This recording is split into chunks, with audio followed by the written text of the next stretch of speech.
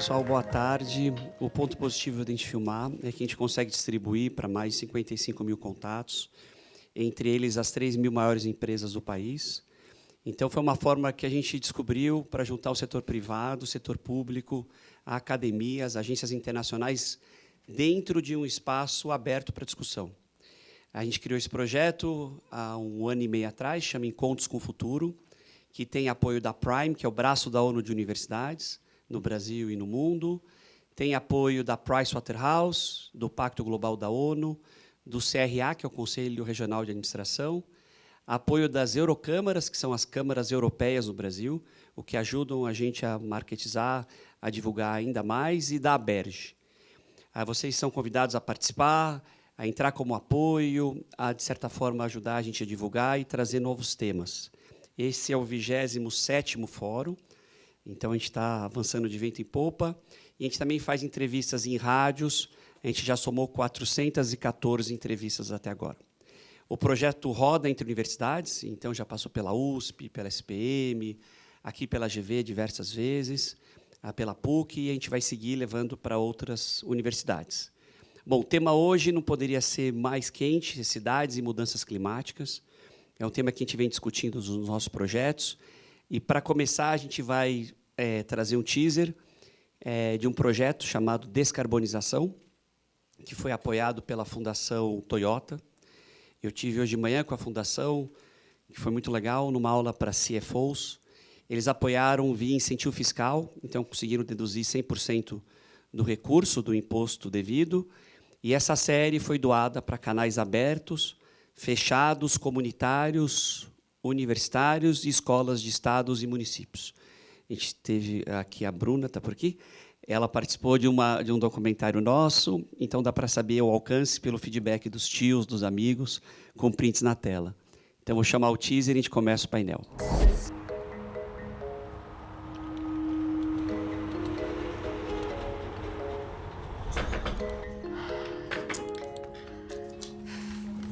Gente, tá um inferno aqui dentro. Pelo amor de Gaia, alguém ligou ar?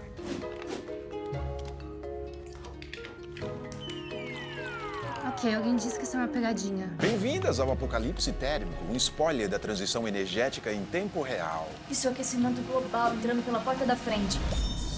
Nós estamos no ponto de não retorno, porque nós estamos destruindo o planeta, aumentando a crise climática, aumentando a carbonização do planeta por conta de pequenos hábitos que a gente sequer pensa, né?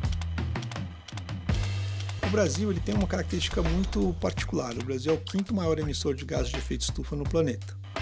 O Brasil começa a pensar a questão ambiental não só nas cidades, mas fora das cidades. Mais de 40 anos, o Brasil já tem cerca de metade da sua matriz sendo renovável. Isso se dá principalmente pela energia hidrelétrica e pelos nossos biocombustíveis, principalmente o etanol. Ou a gente pensa em mobilidade como uma política pública séria, estruturante, ou vamos continuar andando em círculos. Segundo a Unica, o uso do etanol pode reduzir até 90% as emissões de CO2 em comparação à gasolina. O caminho existe. O etanol é super importante, o híbrido é super importante, flex é super importante. A gente já conseguiu registrar mais de 63 espécies de animais, dentre aves, mamíferos, crustáceos, que estão usando aquela área novamente.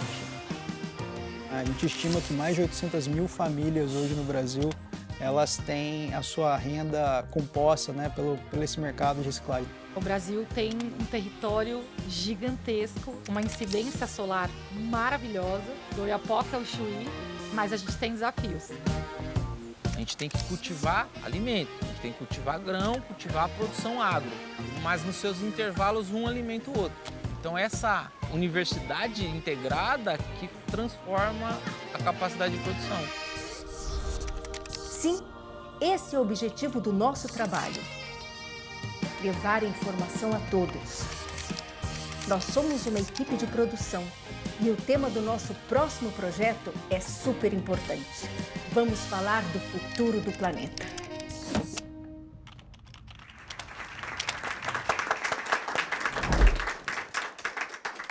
Bom, galera, esse projeto já foi lançado, a gente está gravando a 2ª temporada, que a gente teve a enorme honra de ter o Johan Rockström, que é um cientista que fala dos limites planetários, Planetary Boundaries, e a gente gravou essa cena aqui na GV, ele participou de um fórum, a gente aproveitou para incluir, não dava para convidar ele 2 vezes, a gente incluiu ele no fórum e no vídeo.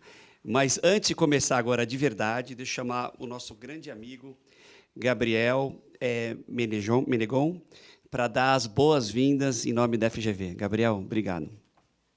Obrigado, Pedro. Oi, gente, tudo bem? Boa noite. Eu sou o Gabriel, eu faço parte aqui do Alumni da FGV AESP, né, que é a área da escola responsável pelos ex-alunos aqui da nossa instituição. Né. Para a gente é sempre uma honra muito grande, né, receber os nossos ex-alunos aqui, trazendo projetos muito relevantes, projetos de muito impacto, né, com um nível de discussão sempre muito elevado. Então, sejam todos bem-vindos, aproveitem. Pedro. Obrigado, Gabriel. E depois vale a pena as empresas conhecerem as ações do centro, né, do Alumni, porque as empresas conseguem desenvolver aqui com os alunos, com a comunidade e com os ex-alunos. Então, para começar o primeiro painel, que é a Urbanização, Clima e Resiliência, eu gostaria de chamar a Mariana Nicoletti, aqui da FGV, e a Bruna Pavani. Deixa eu só ler eu aqui. A Bruna é líder em articulação internacional do Instituto Internacional para a Sustentabilidade, IIS. E a Mari, aqui é professora da FGV, coordenadora do programa Adapta na FGV SES. Moças, sejam muito bem-vindas. Não, a Mariana está em casa. Bom, pessoal, Mari, começando por você. Quando a gente pensa em cidades, há alguns anos atrás, a gente gravou em Quito, na ONU Habitat, para tentar entender o futuro das cidades. Era um projeto chamava Mega Tendências. O que a gente gravou naquele momento funciona para agora. Parece que as cidades não acordaram para a urgência climática, não melhoraram a sua resiliência. Mas, quando a gente pensa na relação clima e cidade, quais são as urgências? O que as cidades precisam se planejar, considerando que cidades no Brasil, a gente tem grandes, né, que são 7%, as pequenas, que são 70%. O que elas precisam acordar para fazer hoje? Se você puder apresentar o centro também. Tá bom. Acho que eu vou começar, então, por aí. Bom, boa tarde. Eu, na verdade, sou mais do que ainda colaboradora do centro, professora, sou formada aqui pela escola, então me identifiquei aí com a fala, né, dos aluminais. Fiz graduação aqui e depois voltei para fazer o doutorado. E faço parte, então, da equipe desse centro, que é o Centro de Estudos em Sustentabilidade, conhecido também como FGV-SES, que é o maior centro aqui, não só da IAESP, mas da FGV.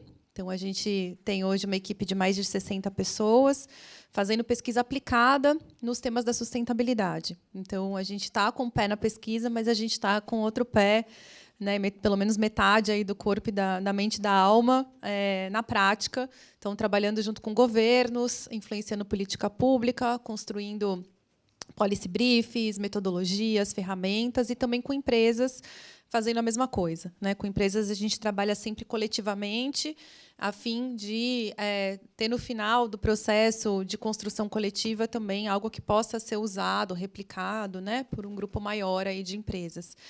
E o centro tem, então, muitos temas lá dentro, no trabalho com esses dois públicos, e eu estou à frente da pesquisa do programa sobre adaptação à mudança do clima e gestão de risco de desastres. Então, esse é bem o meu tema, né, que a gente está discutindo hoje. É um prazer estar aqui. Obrigada pelo convite. E parabéns pelo trabalho, né, de vocês, aí da produtora. Incrível. E aí, a gente tem desafios que são bastante estruturais e sistêmicos quando a gente pensa em mudança do clima afetando cidades, porque a gente tem que sempre lembrar que as cidades brasileiras, mas as cidades, especialmente as grandes, mega cidades ao redor do mundo, elas já têm problemas estruturais muito antes da emergência climática. Então, a mudança do clima ou a emergência climática chega como um vetor acentuando problemas que já existiam. E que problemas são esses? A gente está falando basicamente de uma desigualdade profundamente marcada nos territórios, né? Na ocupação e uso dos territórios, da infraestrutura urbana, do acesso a serviços públicos, né, no acesso aos direitos que deveriam estar sendo garantidos nessas grandes cidades. Então, é disso que a gente está falando. A mudança do clima está piorando aquilo que já tinha problemas, né? Acentuando as desigualdades e também desafiando essas infraestruturas que a gente já tem uma lacuna enorme de infraestrutura na América Latina e no Brasil. Então, uma previsão de que a gente precisa investir pelo menos 4% do PIB anualmente, de hoje até metade do século, para a gente dar conta de uma lacuna histórica. A gente não está nem falando de construir com resiliência. Então, os desafios eles são de uma magnitude enorme em termos de orçamento público, de planejamento urbano, então de pensar os instrumentos que a gente tem hoje, como plano diretor, né, e todos os instrumentos de regulação e uso do solo, e também os instrumentos que pautam concessões públicas, parcerias público-privado. Tudo isso precisa ter a lente climática transversalmente inserida, que significa, antes de tomar qualquer decisão, firmar qualquer contrato, decidir votar um plano diretor, precisa antes ter uma clareza sobre um diagnóstico de riscos, né? Então, não dá para planejar uma infraestrutura cinza numa área que a gente já sabe que vai alagar, ou vai ter enchente, inundação. Não dá para a gente continuar planejando moradia, seja ela social, ou seja ela moradia de alta renda, em áreas que a gente sabe que tem risco de deslizamento de terra, né, de movimentação de massa. E a gente continua fazendo isso.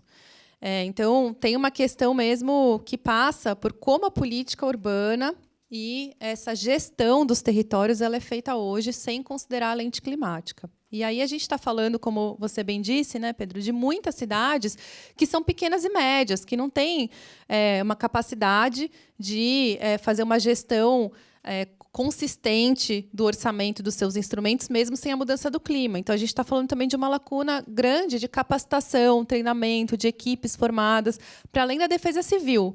O que a gente vê hoje, quando a gente chega no município para fazer um trabalho de fortalecimento de capacidades, de gestão de dados, né, climáticos, junto com as equipes das prefeituras, é que esse é um assunto que está relegado para a defesa civil.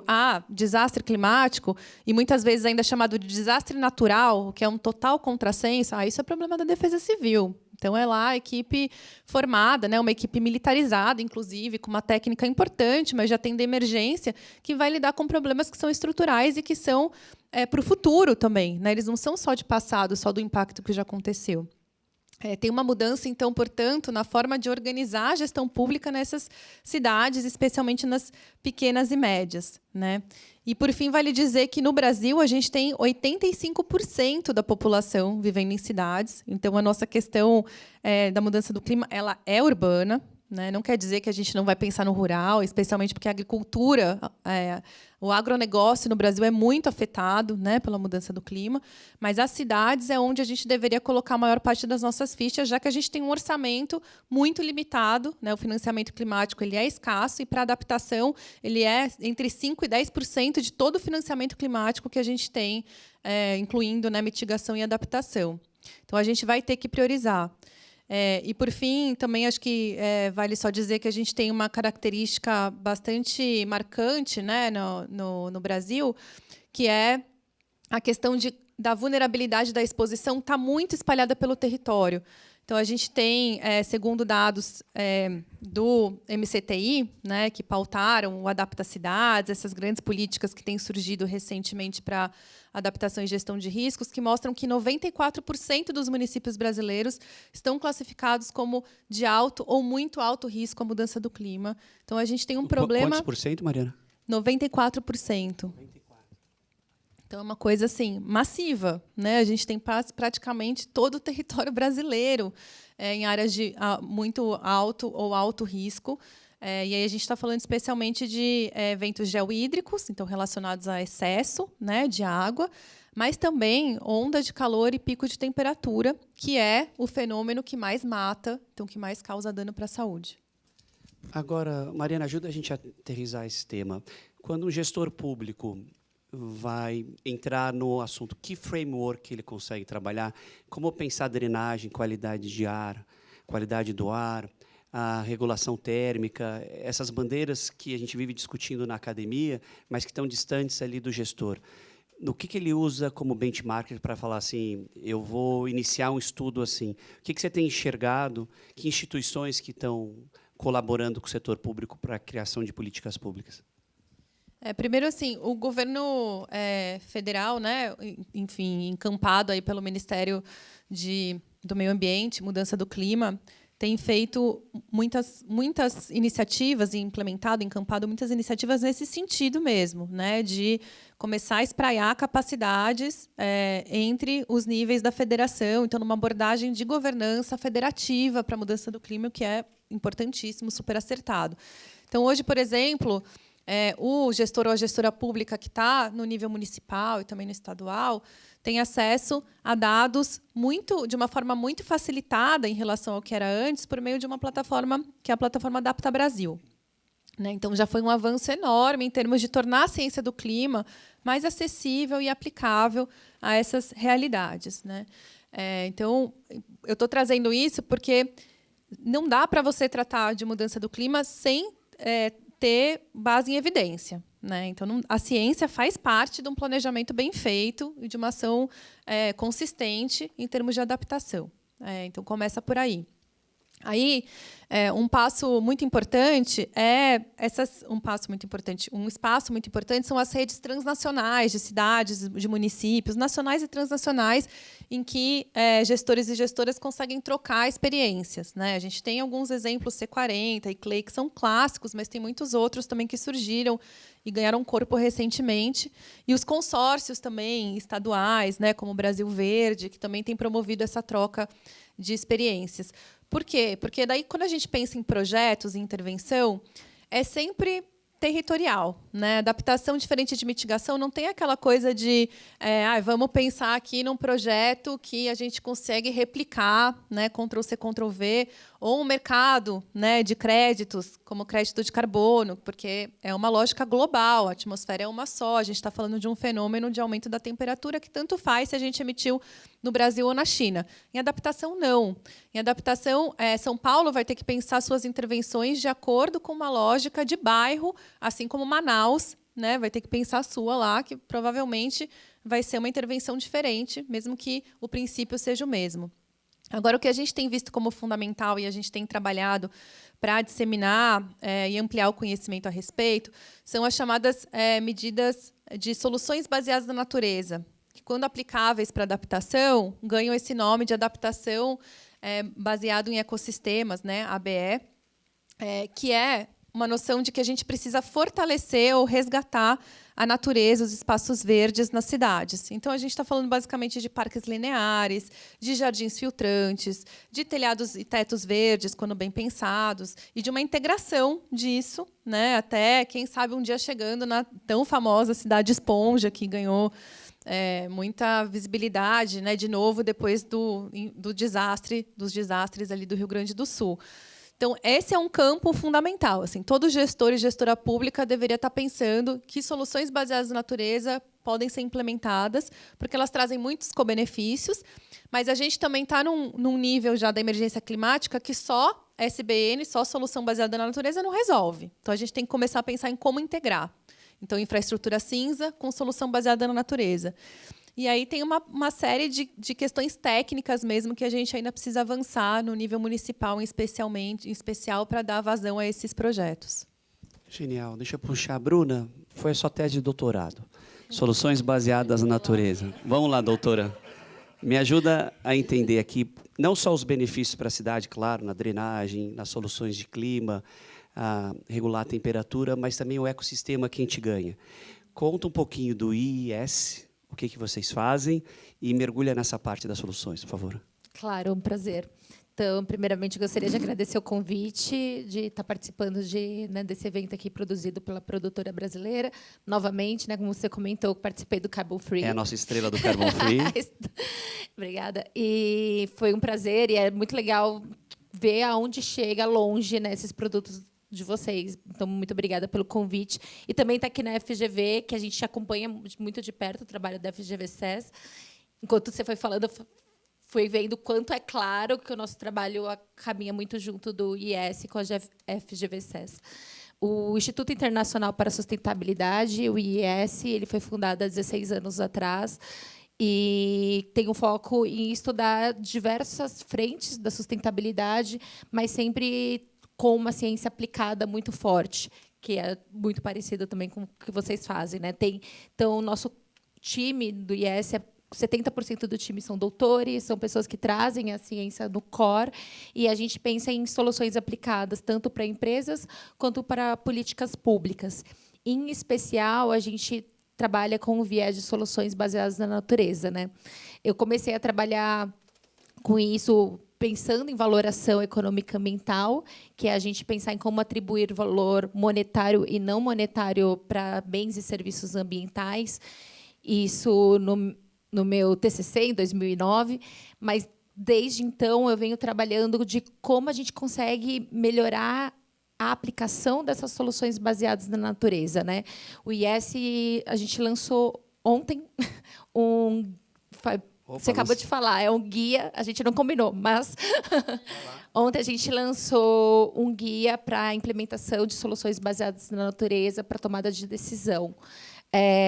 A gente aplicou esse guia já como um estudo de caso, né? Ele tem um framework operacional e um framework conceitual, e a gente já aplicou ele para o estado do Rio de Janeiro, tentando entender quais são os principais pontos para aplicação de soluções baseadas na natureza, para corresponder a 3 serviços ecossistêmicos muito importantes para mudanças climáticas, que era muito que você já tem falado aqui, mas que é a inundação, que é o que a gente visivelmente vê, mas também a parte do aquecimento, né, local, que é a parte, né, realmente de aumento de temperatura local, que é realmente o fenômeno que acaba mais matando, especialmente no Rio de Janeiro, e também a parte de proteção costeira, que no estado do Rio de Janeiro é muito importante. E daí, rodando esse framework, a gente identifica quais são os principais locais para aplicar a solução baseada na natureza. E tudo isso porque a solução ela é muito importante, mas para trabalhar de uma maneira sinérgica com a infraestrutura cinza. Não somente, a gente não consegue sair aplicando soluções baseadas na natureza em todos os lugares para resolver todos os problemas. Então, o ideal é você entender quais são as áreas prioritárias para você aplicar essas soluções baseadas na natureza, que são as áreas que têm fácil implementação, mas também maior aporte de co-benefícios. Porque, além do que a gente calculou, né, por exemplo, que foi para inundação, aquecimento e proteção costeira, a gente também tem co-benefícios para biodiversidade, co-benefícios para mitigação climática, que é a parte do sequestro e armazenamento de carbono. Então, elas trazem muitos co-benefícios, mas para soluções mais imediatas, às vezes elas não são a melhor estratégia. Então, o ideal é sempre pensar realmente no framework que você toma a decisão entre a infraestrutura cinza e a infraestrutura verde e azul, né, das soluções baseadas na natureza. Bruna, dá alguns exemplos. Bom, para enchentes, o que a gente precisa criar? O que é baseado na natureza? É ter mais parques? São os parques lineares? Isso dá conta desse volume absurdo de água que cai? Eu estou aqui com o nosso amigo Paulo, da Fundação Toyota, que teve uma fábrica inteira destruída. Onde foi mesmo, Paulo? Em Porto Feliz, em 30 minutos. Que solução que a gente consegue dar para esse nível de gravidade, né? Mesmo uma fábrica construída, né, com uma estrutura sólida, ela foi 70% destruída, não?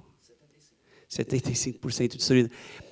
Então, para chuva, para excesso de calor, dá alguns exemplos. A parte costeira, que eu acho que tem o dedo do Turra nisso. O que ajuda a gente a preservar a costa? Eu sou de Santos, e eu vejo que a água tem cada vez mais invadido a orla da praia, e os prédios que são de frente para a orla da praia, principalmente na ponta da praia, têm tido dificuldade de securitização. Ninguém mais quer fazer seguro nas garagens porque tem perda total e não tem como recuperar, e aquilo acontece agora cada vez mais frequente, com mais força. Quais são as soluções que a gente tem na mão?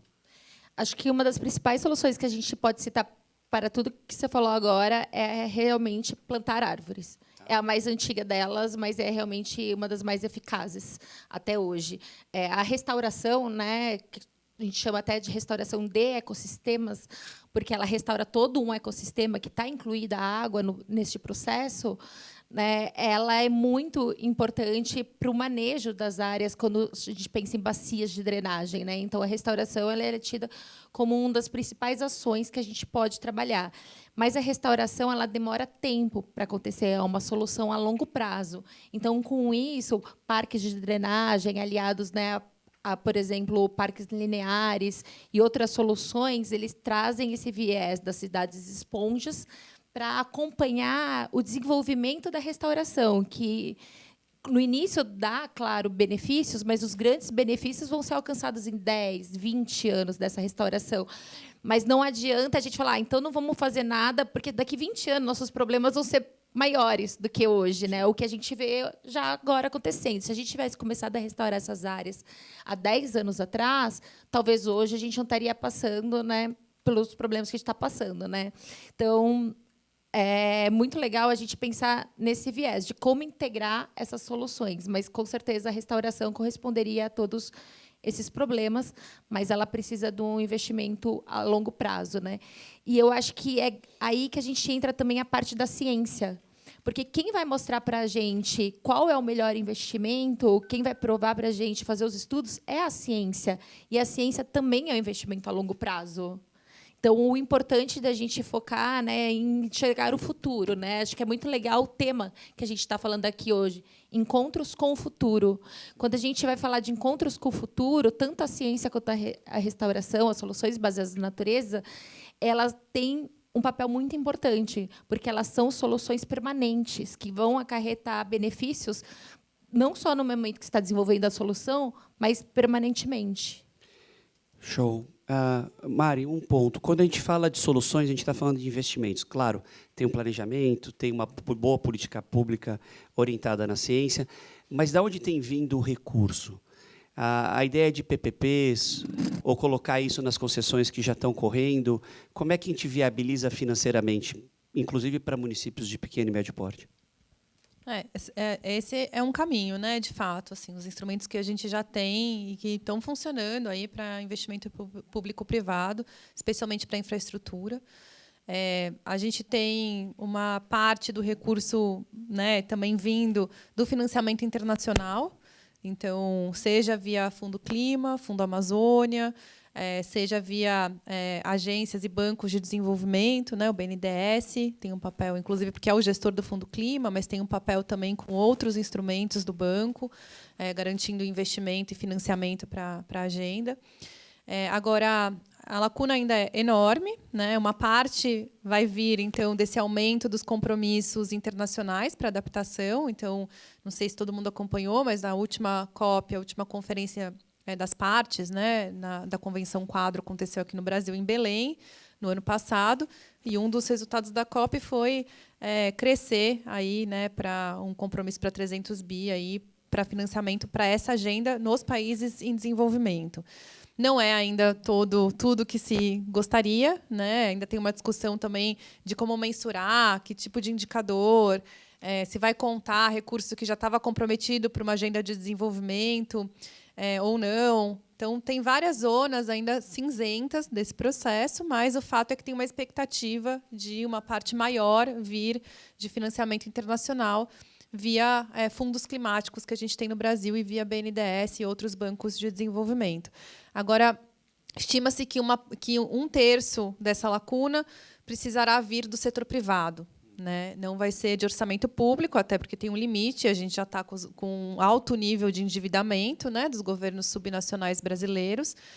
O governo federal também, a gente sabe que tem uma capacidade bastante limitada diante de outras prioridades, e agora um cenário, inclusive, bastante duvidoso, né, e de incertezas a partir da próxima eleição para essa agenda climática. Então, o fato é que, sim, o setor privado, os agentes privados, tem um papel fundamental ainda a ser desempenhado. É muito tímido o investimento de empresas do setor privado nessa agenda. E aí vai vir via tanto filantropia, responsabilidade socioambiental, investimento social privado, mas principalmente como uma agenda de negócios. É para isso que a gente tem trabalhado no centro, junto com um grupo de grandes empresas. A gente realizou há 2 semanas atrás um fórum que reuniu mais de 200 pessoas de vários setores aí relacionados a empresas, para discutir isso, né? Como a adaptação passa a ser inserida como um critério de tomada de decisão para priorizar projetos que estão aí no portfólio, no pipeline das empresas. Então, a gente sabe que tem desafios por ser de longo prazo, né? Então, esses projetos exigem uma flexibilidade maior em termos de retorno sobre investimento. Tem uma série de co-benefícios que essas medidas geram que não são quantificadas, porque a gente não tem ainda metodologias e indicadores dentro da gestão empresarial que deem conta de traduzir esses co-benefícios. Então, tem construções técnico-metodológicas ainda nos próximos anos e que a gente está começando a fazer junto com parceiros. Mariana, a gente filmou em São Luís do Maranhão há 2 semanas atrás e a gente acompanhou um parceiro, que é a BRK Ambiental, levando água potável para uma escola pública. São 38 mil escolas no Brasil que não têm água potável. Então, ou as crianças tomam água de poço, ou o professor compra uma garrafinha de água e dá 2 dedinhos por aluno. E o setor privado estava levando filtros, mas no modelo filantropia. Quando eu conversei com o CEO dessa empresa, o Alexandre, da BRK, ele falou assim, tudo que eu faço a mais, eu faço porque a gente acredita, mas eu não consigo repassar na tarifa. Então, uma concessão fica pressionada por essas demandas e pressionada politicamente porque aumentar o custo do serviço impacta no eleitor. Como é que a gente consegue colocar isso no colo do setor privado sem dividir a conta? A gente aí está falando de um grupo de instrumentos de política pública que precisam estar alinhados, né? Então, incentivos, isenções, condições mais adequadas e facilitadas, por exemplo, né, para concessão, quando abre um leilão, quando abre uma chamada. O pacto chegou. Oi, Dani. Seja muito bem-vinda. Termina, Mari. Então, é isso. Assim, não dá para pensar um instrumento isolado para um problema que é sistêmico. A gente vai ter que pensar outros instrumentos de política pública para não ser repassado realmente para o consumidor final, né, que não é o caminho. Agora, o investimento público junto com o privado também torna viável, né, investimentos e projetos que não seriam individualmente só pelo setor privado. Então, tem outros modelos aí de parceria que a gente pode explorar. Show. Dani, quer concluir, Bruna? Por favor. Claro. Tá. Obrigada.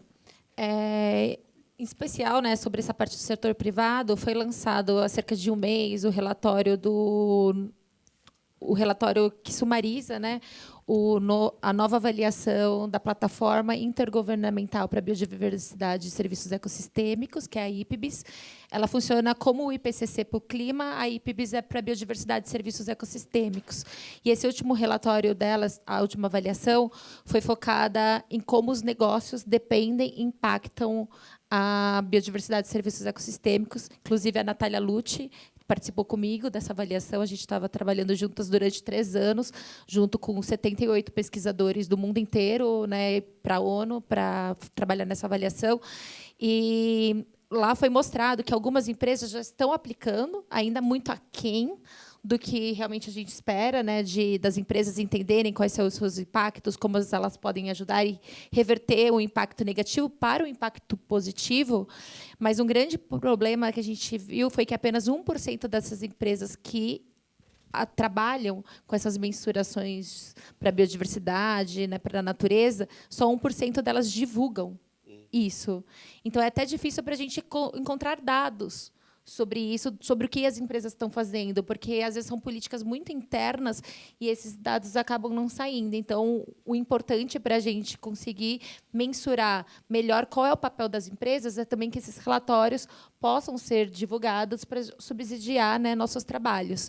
E nesse contexto de como calcular isso, né, sem dividir com o consumidor final, durante o meu doutorado, que eu estava comentando antes, né, eu fiz um cálculo que a gente chama de pagamentos por serviços ambientais, pensando no serviço ambiental hídrico de unidade de conservação dentro do ICMBio. E um caso emblemático para a gente pensar aqui, que foi umas áreas que eu estudei, foi o Parque Nacional da Tijuca, que é onde fica o Cristo Redentor, né, no Rio de Janeiro. É uma área de floresta. e que essa área de floresta protege 5 nascentes ali dentro, que dá água para cerca de 1/3 do Rio de Janeiro. E o custo para essa água ele é muito baixo, porque são somente um tratamento muito simples, porque a água é coletada muito perto dessas 5 nascentes, então acaba tendo um custo muito baixo para o tratamento de água ali dessa região. Agora, se não recebe água via esse sistema do Parque Nacional da Tijuca, recebe água via o sistema do Gandu, que é um super sistema de saneamento muito robusto, e como a água chega já no sistema com muito sedimento, muitos elementos que precisam tratar e tem um custo de tratamento muito alto, o custo disso é gigantesco para a SEDAI ali fazer, para a companhia de abastecimento fazer o tratamento dessa água. Então, na verdade, o custo da restauração hoje em dia é a conservação do Parque Nacional da Tijuca, mas é o primeiro exemplo brasileiro que a gente tem de restauração de sucesso feito por Dom Pedro II. Então, já começa daí. Nossa solução baseada na natureza está à prova ali de pé, que funciona por causa dessa água que dá para a população ali do Rio de Janeiro. Mas se o custo hoje para proteger essa área ele é muito menor do que seria o custo de tratamento. Então, não tem custo. Na verdade, você economiza muito nessa situação, né? Então, a ideia é sempre pensar que existe um custo inicial da solução baseada na natureza, mas quando você divide isso ao longo de 30 anos, esse custo é diluído. É um super investimento, claro. Vira um não investimento, só para a sociedade, mas a solução para a concessão. baseada na natureza. Então, fazer essa relação de custo-benefício ao longo prazo é o jeito da gente internalizar esse custo da solução. Não, incrível. Daniele Freire, gerente de clima do Pacto. Dani, muito obrigado por você ter vindo. Dani já veio quente, veio de outro painel, então já emenda. Estava começando a esquentar aqui para o setor privado, então foi bom você chegar. Porque o próximo painel a gente tem água, empresas do setor de saneamento, energia, transporte e resíduos. Então, dá para a gente levar bastante problema para eles resolverem numa vez só. Dani, você do Pacto, o que você vem enxergando do setor privado nesse papel crescente em participar da solução, olhando as cidades? Como é que você sente o engajamento do setor privado? Se a gente está com apetite para isso? Se é difícil mensurar? Se é difícil levantar recurso para esses tipos de soluções? Conta um pouquinho. Gente, primeiro, muito obrigada, mas eu preciso pedir primeiro desculpa aqui para Pedro, Bruna, Mari, e agradecer o aguardo de me receber ainda já em andamento. Sua cadeira estava aqui. Muito obrigada, pessoal. Então, desculpa. Realmente, eu estava perto, mas, enfim, o trânsito bem na hora do rush, o painel lá atrás, eu estava com o CERT, que é um projeto que a gente faz de direitos humanos e ação coletiva, que, inclusive, nasceu aqui na GV há 4 anos atrás. Bom, entrando, então, na resposta, esse fomento, então, fazendo primeiro uma premissa, um disclaimer. O Pacto Global ele tem um olhar bastante voltado para o setor privado, para as empresas, e a gente tenta fomentar essa conexão com os outros setores, seja público, seja a própria sociedade civil. Então, essa questão do público ela é um lugar mais secundário do pacto. Então, a gente não tem atividades de campo, que a gente diz, para as cidades, mas tudo que a gente faz, obviamente, também tem que diretamente impactar cidades mais resilientes, cidades mais sustentáveis. Então, acho que eu já vou conectar aqui, porque eu sei que a Mari estava falando de adaptação, provavelmente do relato, e aqui estava, a Bruna estava falando sobre soluções baseadas na natureza, e eu quero trazer um exemplo que eu, inclusive, falei no painel que eu estava lá no CERT agora, sobre adaptação. Acredito que a gente aqui, que trabalha nessa área, a gente vem percebendo uma ressaca ambiental e principalmente climática pós-COP. Isso é muito triste. E uma coisa que eu percebo é que mitigação também, infelizmente, a gente vem, assim como as questões antirracistas, de diversidade, equidade e inclusão, as empresas estão retirando às vezes, políticas, desfazendo equipes e times, a área climática também está sofrendo esse tipo de ressaca, né, de retirar metas climáticas. Várias big techs que antes tinham o seu net zero estabelecido para 2050 não tem mais. Então, imagina, se mitigação minimamente a gente tinha avançado, né, Mari? Imagina o trabalhão que a gente tem aqui para fazer adaptação com o setor empresarial. Mas a gente está aqui firme e forte e as empresas precisam olhar para a adaptação quando se olha para a cidade. E eu também levei um exemplo que eu não sou legal com o empresário não, tá, gente? Porque todo mundo é legal com o empresário e todo mundo passa a mão na cabeça deles desde a infância, principalmente homem branco, acho que é importante trazer esse recorte para cá. Então, eles também precisam de gente para puxar a orelha. Então, eu puxo a orelha do cara. Qual que é o seu comprometimento com o net zero? Né? Qual que é o seu investimento em projetos climáticos de descarbonização? Porque eu falei, sim, com o CFO e com o CEO de companhia aérea e falei, você sabia que isso ia acontecer. Você sabia que Porto Alegre ia ficar sem aeroporto. Você perdeu dinheiro sabendo, perdeu aviões, perdeu motores sabendo que isso ia acontecer. Você decidiu não investir em drenagem. Você escolheu não fazer adaptação de infraestrutura. Então, esse é um exemplo, né, que, por mais que não seja papel único e exclusivo de uma única empresa, é um compilado, né, de várias empresas ali, quem é responsável pelo aeroporto, quem são as empresas que operam naquele aeroporto, mas ainda assim era sabido que Porto Alegre, assim como Recife, tem esse risco mapeado, Porto Alegre tem, assim como várias outras, né, quando a gente fala de precipitação em massa. Então, esse é um ponto. Então, a gente precisa forçar mesmo a mão com grandes executivos, executivas, de que precisa se manter metas climáticas para que possa, inclusive, se avançar com a adaptação, porque existe uma relação direta entre mitigação e adaptação. Se você não avança com redução de emissões, que vai diretamente causar aumento de frequência de eventos, intensidade dos eventos, para que você vai pensar em adaptação, né? Não faz sentido. Por isso que a gente tem que ser um conjunto, uma esfera de conjunto para levar para as empresas. Porque quando a gente fala de cidades, a gente precisa de falar de drenagem, a gente precisa falar de investimentos em áreas verdes, em parques. Tudo isso acaba sendo os jardins de chuva. Isso entra como esferas de projetos também de soluções baseadas na natureza, mas também projetos possíveis de adaptação para empresas. Então, eu trago um exemplo que a gente está começando aqui no Pacto com o Ministério da Ciência e Tecnologia, que é o Hub Natureza e Clima. Porque a gente também acredita que, quando a gente já tem...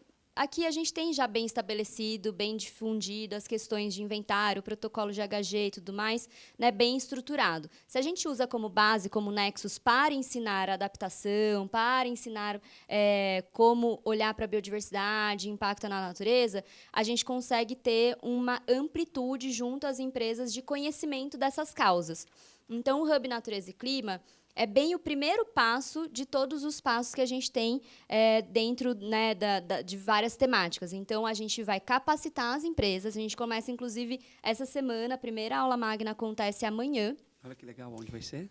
É online, é totalmente online. O INPE vai dar essa aula junto com a gente para que as empresas possam... E isso vai ser uma série, né, até o final do ano, para que a gente possa, inclusive a gente quer convidar para que até o final do ano a gente também tenha o fomento do uso do relato de adaptação, porque a gente quer propagar o uso da plataforma Adapta Brasil, a gente quer instigar a necessidade de fazer esse levantamento de riscos climáticos, mas que não pare aí, como eu mencionei, eles sabiam que aquilo ia acontecer, mas eles escolheram não seguir para a implementação, que é um pouco o nosso papel, né? Ensina, mas puxa também a corda para que seja feito o próximo passo. E isso, de uma maneira geral, obviamente, acaba impactando em cidades mais resilientes e mais sustentáveis, Pedro. Mas, Dani, você tem visto as grandes empresas envolvendo as suas cadeias, fazendo um movimento para engajar o setor? Como é que o setor privado, você trouxe esse exemplo das aéreas, não é só uma companhia que voa para esse aeroporto. O que você tem sentido de bons cases setoriais e de empresas que seguiram nessa direção, engajar os seus stakeholders? Essa pergunta, primeiro, esse é o maior desafio atualmente de todas as empresas, que é o que a gente chama, em termos climáticos, escopo 3, né? Cadeia de valor, fornecedores, é o grande desafio. Porque toda e qualquer empresa, seja ela pequena, média ou grande, ela provavelmente vai ter uma gama de fornecedores gigantesca. Que daí os fornecedores eles podem ser pequenos, micro, médios, e cada um também vai ter uma maturidade para receber aquela provocação climática. Então, esse é o grande desafio. Posto isso, existem alguns cases que o que eu mais gosto, eu realmente acho que a gente também está num ambiente propício a isso, né, de capacitação, construção de conhecimentos, que são as empresas que realmente olham para a sua cadeia de fornecedores e olham, cara, eles, às vezes, não têm o recurso humano, né, para se desenvolver, mas também, às vezes, não têm insumo, ou tem até interesse, mas não sabe onde se desenvolver, tem uma pessoa ali que dá para se qualificar. E aí os bons cases que eu vejo são aquelas empresas que estão criando, basicamente, aquelas academias de fornecedores, né, universidades de fornecedores, e isso é muito legal. E vou além, tem um case que, quando é bom, a gente pode falar nome, né? Da Renner, que, gente, ela basicamente falou assim, não, beleza, eu ensinei, estou pegando na mão, eu sei as dificuldades dos meus fornecedores, e ela pegou os mais de alta intensidade e ela fez o próprio inventário dessa galera e compensou. Compensou por eles. E, assim, realmente dar um passo além. Obviamente que não para sempre, né? Porque, olha, estou mapeando, a gente está monitorando suas emissões, sabe o que é compensação, sabe a diferença de mitigação, foi ensinando e realmente deu esse primeiro passo com as suas empresas que são parceiras e são necessárias para a sua cadeia. Então, eu acho que tem que partir muito... Quando a empresa é grande, gente, por isso que eu não sou legal mesmo com executivos e executivas, não, porque eles falam assim, mas a gente não tem dinheiro. Não tem dinheiro porque isso não é seu interesse. Você tem dinheiro. O que faz, qual que é a sua motivação para você alocar dinheiro nessa área? Porque dinheiro você tem. Então, essa é a provocação que a gente tem que devolver, o desconforto, né? Para quem está falando assim, não tem orçamento. Não, você tem sim. Agora, é a questão de você fazer toda uma movimentação. É a mesma coisa quando falam que investir em ESG é arriscado. Meu amigo, você investe em bolsa, já comprou criptomoeda. Não é arriscado. Ela acabou de dar um exemplo aqui que tem retorno. Então, assim... A resposta eu não compro resposta pronta. Sabe? E as agências setoriais, Dani, elas estão se mobilizando? Isso está na pauta do advocacy ou do engajamento dos associados? Você percebe algumas estão ali se destacando? Sim, muito. E como você mencionou, vai ter a galera de água e transporte aqui no próximo. São os dois setores que eu realmente gostaria de destacar, assim, principalmente até conectado com cidades. Gente, o transporte ele é dependente do setor público estatal, municipal, né?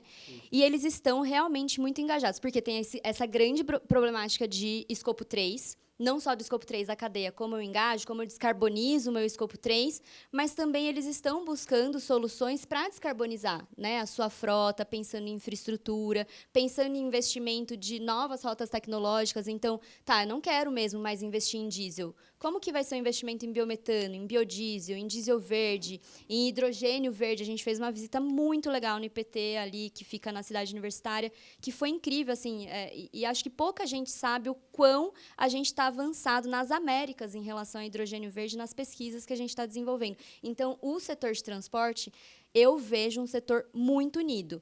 Óbvio que a gente tem uma CNT, SESC Senat junto, ajuda muito pra caramba, mas é um setor que está com um problema tão gigantesco, porque é um dos principais emissores de alta intensidade no mundo, não só no Brasil, que eles realmente estão buscando solução. E o de água também, acho que depois vou deixar até para a Bruna até complementar, porque a questão de recurso hídrico, às vezes a gente olha tão tangenciado e ela é o cerne do problema. A gente tem que olhar para a gestão hídrica, sabe? Inclusive para adaptação e para mitigação. Ou é muita água ou é pouca água. Exato, exatamente. Quer comentar, Mari, Bruna? Vai lá, rapidinho, Bruna, antes de passar para você, que o setor de transportes também é muito, muito afetado pela mudança do clima, né? Então, se mitigação é importante, adaptação também é essencial, é uma questão de sobrevivência das empresas. Então, no fórum que eu mencionei, né, que a gente realizou um grande evento, até o Pacto foi parceiro, há 2 semanas atrás, a gente teve uma fala em um painel sobre o que as empresas estão fazendo, que foi da Motiva, contando como eles estão investindo em projetos, um projeto enorme, envolvendo 5.000 municípios, entendendo, primeiro partiu do entendimento do risco, dos riscos, para então chegar em plano de adaptação e aí priorizar medidas, ações, intervenções que vão ser implementadas também com recurso privado. Nas estradas, você diz? Em estradas. Então, eles têm, na verdade, uma atuação, né, que, além das estradas, vai também para ferrovias e tal. Então, eles estão olhando para tudo que todos os modais e toda a infraestrutura que a Motiva faz a gestão. É gigante, quase o Brasil inteiro, uma grande parte do Brasil. Então, foi um grande caso aí apresentado do setor de transportes. E só mais uma coisinha, vale dizer também que o setor de seguros é fundamental nessa discussão, gente, né? Então, de novo, o desastre do Rio Grande do Sul, se teve que, apesar da tragédia toda, teve muito para a gente digerir e aprender. A gente viu que 7% da infraestrutura afetada estava coberta por seguro, né? Que é ridículo, assim, e mostra uma lacuna que a gente tem Brasil adentro mesmo. Não, e os seguros não querem voltar. A gente está tendo um problema com as resseguradoras, porque elas agora... Porque o risco é altíssimo, né, gente? E eles usam tecnologia para identificar onde vão acontecer os grandes eventos e não querem securitizar essas áreas. Vai lá, Bruna. Sobre o framework que eu acabei de falar, que a gente lançou ontem, ele foi financiado pela Swiss Re, que é uma das maiores seguradoras do mundo. Então, justamente, eles querem entender onde são os locais, né, que tem maiores riscos para o desenvolvimento dessas soluções baseadas na natureza, para realmente reduzir os riscos que eles estão, né, mapeando ali dos seus clientes. Outro ponto que eu queria comentar, né, sobre o investimento, da onde pode sair, né, opções da onde pode sair esse investimento. Hoje, no Brasil, para alguns setores, a gente tem agências reguladoras que têm uma obrigatoriedade de financiamento para pesquisa, desenvolvimento e inovação, que a gente chama de financiamento de PDI. É muito importante que a mudança climática, soluções baseadas na natureza, adaptação baseada em ecossistemas, entre nesse desenvolvimento de PDI dentro dessas agências reguladoras, tanto para a energia elétrica, quanto o setor de petróleo, setor de transporte, porque o core é a gente conseguir colocar pesquisa hoje nesse problema, que hoje já é um problema, mas futuramente, se a gente não cuidar, vai ser, com certeza, o nosso principal problema, porque, como você disse logo no início da sua fala, a mudanças climáticas intensifica qualquer outro problema. Ele intensifica a inundação, intensifica o problema no transporte, intensifica a vulnerabilidade social. Então, à medida que a gente não medir esforços para colocar a nossa inteligência, né, nossa pesquisa, desenvolvimento e inovações nesse setor, vai ser um problema ainda maior para a gente no futuro, né? E uma parte boa de, acho que, mostrar que a gente está falando muito aqui no painel, da integração de todos esses setores, de uma forma, a gente tem, acho que, o exemplo da Secretaria de Estado do São Paulo. Há alguns anos, eles juntaram a Secretaria de Meio Ambiente, e hoje chama Secretaria de Meio Ambiente, Infraestrutura e Logística, que é a CEMIL. E, quando aconteceu isso, muita gente olhou torto, né? Tipo, meio ambiente, infraestrutura junto, como assim? Mas é muito claro que, se a gente não prevê infraestrutura cinza junto com a infraestrutura azul, né, verde, cada um vai estar falando longe do outro e a gente não vai chegar numa solução. Faz o mínimo sentido. Então, tem que colocar a gente para trabalhar junto, né? Infraestrutura cinza, azul, verde, junto, né? E sobre o ponto da água, né, como essencial, no final do ano passado, na COP30, né, em Belém, a gente lançou o relatório síntese de cidades verdes resilientes, que foi pela Rede Clima, do CIMACLIN, que é a rede de clima do governo do Brasil, né? Foram 40 pesquisadores trabalhando juntos, tudo. Teve uma colaboradora, inclusive, aqui da FGV também, com a gente trabalhando lá. E o tema do relatório era Cidades Verdes Resilientes, mas a gente, como autores, fez um pedido para incluir o azuis no nosso tema, porque então ficou Cidades Verdes Azuis Resilientes, porque a água realmente é o core disso. porque ela acaba sendo, né, um elemento integrador entre as cidades. A água que sai da minha cidade passa pela sua cidade, que vai desaguar em outro, que vai lá para Santos. Então, a água é realmente um elemento muito integrador entre as cidades, né, e realmente acaba ficando no core da nossa discussão. E sendo 70% da terra água, por que será, né? Exato. Pessoal, dá para fazer esse painel um dia inteiro. Muito obrigado pela participação. E a gente trouxe bastante problema para o painel das empresas. Vamos ver se Dani fica aqui, que a gente vai puxar a orelha de todo mundo. A gente vai ficar aqui para ver as respostas. Isso aí, boa. Parabéns, pessoal. Obrigada. Pessoal, vamos pular para o painel das empresas. Gostaria de chamar o Rafael Tello, da Ambipar, Marcelo Schneider, da BioID, André Carilho, da Sabesp, Admilson Barbosa, da EMAI, Felipe Alvarez, da Azul, Paulo Gomes, da Toyota. Anunciou, sobe, vem sentar com a gente aqui, da Fundação Toyota.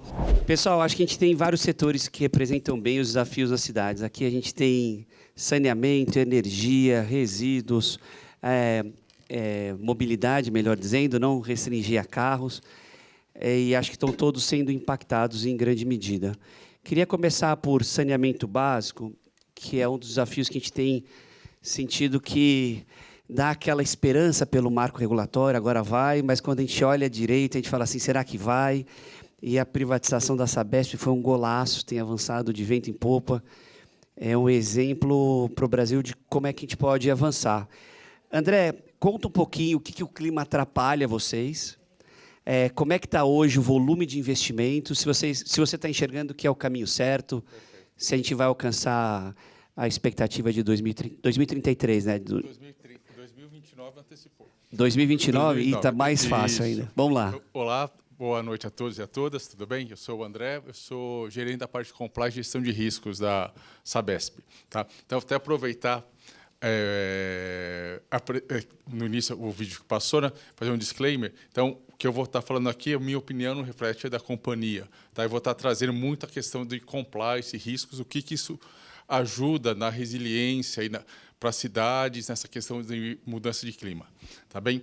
Bom, trazendo um pouco posso dar um contexto um pouco da Sabesp, né?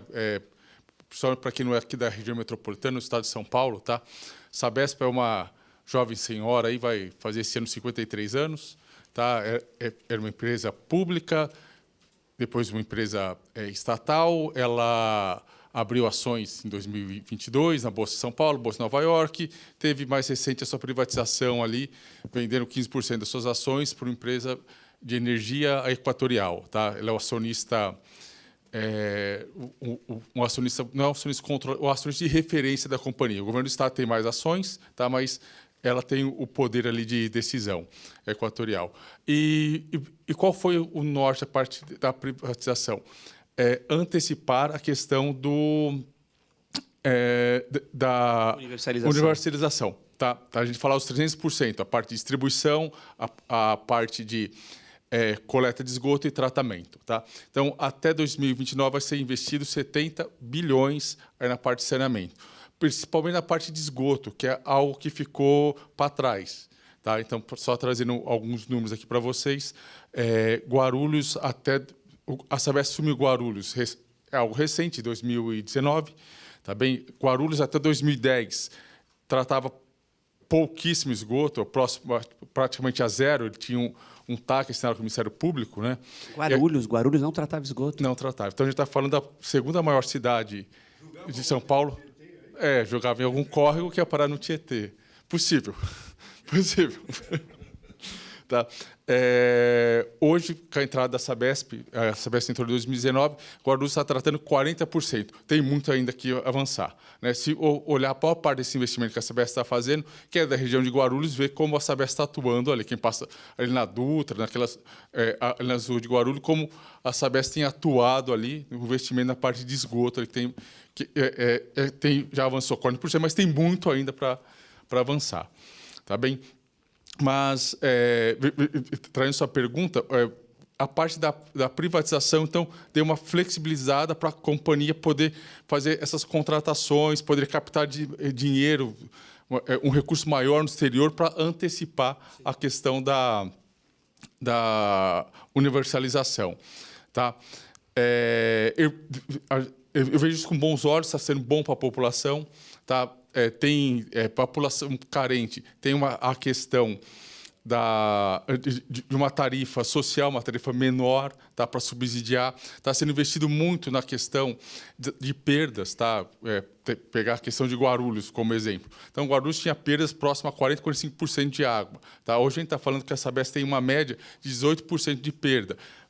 Parece alto, tá? Mas para a área de saneamento, essa perda é baixa, considerado as demais empresas. Tá? Quando a gente fala em perdas, não é só no vazamento, mas também na questão de submedições e questões de furto de água. Furto de água. Tá? E ela tem reduzido bastante e tem atuado muito nas comunidades, da questão no tratamento de esgoto, da própria retirar o esgoto ali da população, de próxima da população, para poder levar esse esgoto para a questão do tratamento. Tá? E trazendo o que a professora Mariana falou em relação das cidades, da questão metropolitana, realmente é um grande problema. Né? A Sabesp, né, ela atua em 375 municípios, tá? E a região metropolitana corresponde a 35 municípios atuando para a Sabesp. São 39 municípios, mas é onde está o grande calcanhar de Aquiles pelo volume de água que ela tem que disponibilizar para a população. Então, essas mudanças climáticas em relação tanto à escassez, né, que é um problema, como o excesso também, então, tem tornado... tem feito a companhia investir nessa resiliência hídrica, né? Não só na sua expansão, mas pensando nesses eventos extremos ali, na falta ou no excesso de água. Tá? Então, para quem é da região metropolitana vai lembrar, em 2014, 2015, a crise hídrica que a gente tivemos, tá? Lições aprendidas, houve expansão, houve interligação desses sistemas, houve ampliação. Tá? A região metropolitana ela demanda mais ou menos, tá, um volume de 70 mil litros por segundo de água. Tá? 70 caixas d'água de 1.000 litros no segundo. Tudo bem? Então, com combate a perdas, com expansão dos sistemas, com interligação desses sistemas, hoje são 8, eram 9 em 2014, hoje a gente tem 9 sistemas, ampliação de sistemas, hoje a gente tem muito mais segurança hídrica. Tá? Tivemos uma situação aí final de 2025, tá? E conseguimos passar aí com mais tranquilidade, sem muito aperto, igual a gente teve em 2014 e 2015. Tá? E o excesso de água também é um problema. Vocês também vão se lembrar, em 2010, teve muitas chuvas, os nossos reservatórios têm uma capacidade limitada, né? E teve situações que teve que abrir comportas e regiões, rios acabaram aumentar o volume desses rios e acabaram, talvez, né, inundando algumas cidades ou agravando a inundação em algumas cidades. Não, eu vejo que esse problema de muita água, pouca água, é uniforme aqui para o time. Trazendo para a EMAI, vocês que trabalham com energia, como água, como é que está a situação? Porque a Sabesp teve ali uma injeção de capital imenso, mesmo assim, a segurança hídrica ainda depende fortemente de São Pedro. Como é que está a EMAI hoje? E já é centenária, EMAI, centenária, certo? Isso aí. Isso ficou mais fácil? Se vocês imaginam mais fácil para os próximos 100 ou foi? Sempre complexo. Primeiro, eu gostaria de agradecer o convite. Eu acho que é muito interessante a gente participar de um painel, né, dessa natureza, principalmente porque a gente foi, primeiramente, pautado muito bem pelas nossas companheiras anteriormente. A EMAI é uma empresa de geração de energia elétrica que ela tem o seu sistema prioritário aqui na região metropolitana de São Paulo. Nós fazemos gestão, então, de parte de água do reservatório Billings e Guarapiranga. Esse sistema ele foi montado há mais de 100 anos com um projeto chamado Projeto Serras, onde a gente retirava parte da água do Rio Tietê, revertia para o Rio Pinheiros e depositava essa água no reservatório Billings para geração de energia em Cubatão. Então, assim, dentro desse sistema, aí a gente começa a entender o que é essa relação com o excesso de chuva e também com a escassez é um problema bem difícil para a gente fazer gestão. No ano passado, a EMAI foi adquirida pela Sabesp, né? Então, hoje a gente faz parte, junto com a Sabesp, de um plano de resiliência hídrica, né? Que nosso maior desafio hoje é conciliar principalmente os sistemas de gestão com a da Sabesp, para que a gente consiga manter a nossa usina gerando energia elétrica em Cubatão, tá? E também avançando com novas frentes, principalmente com a ampliação do nosso sistema de geração. Para a gente, a resiliência hídrica ela é a solução, porque estamos integrados com vários sistemas, né?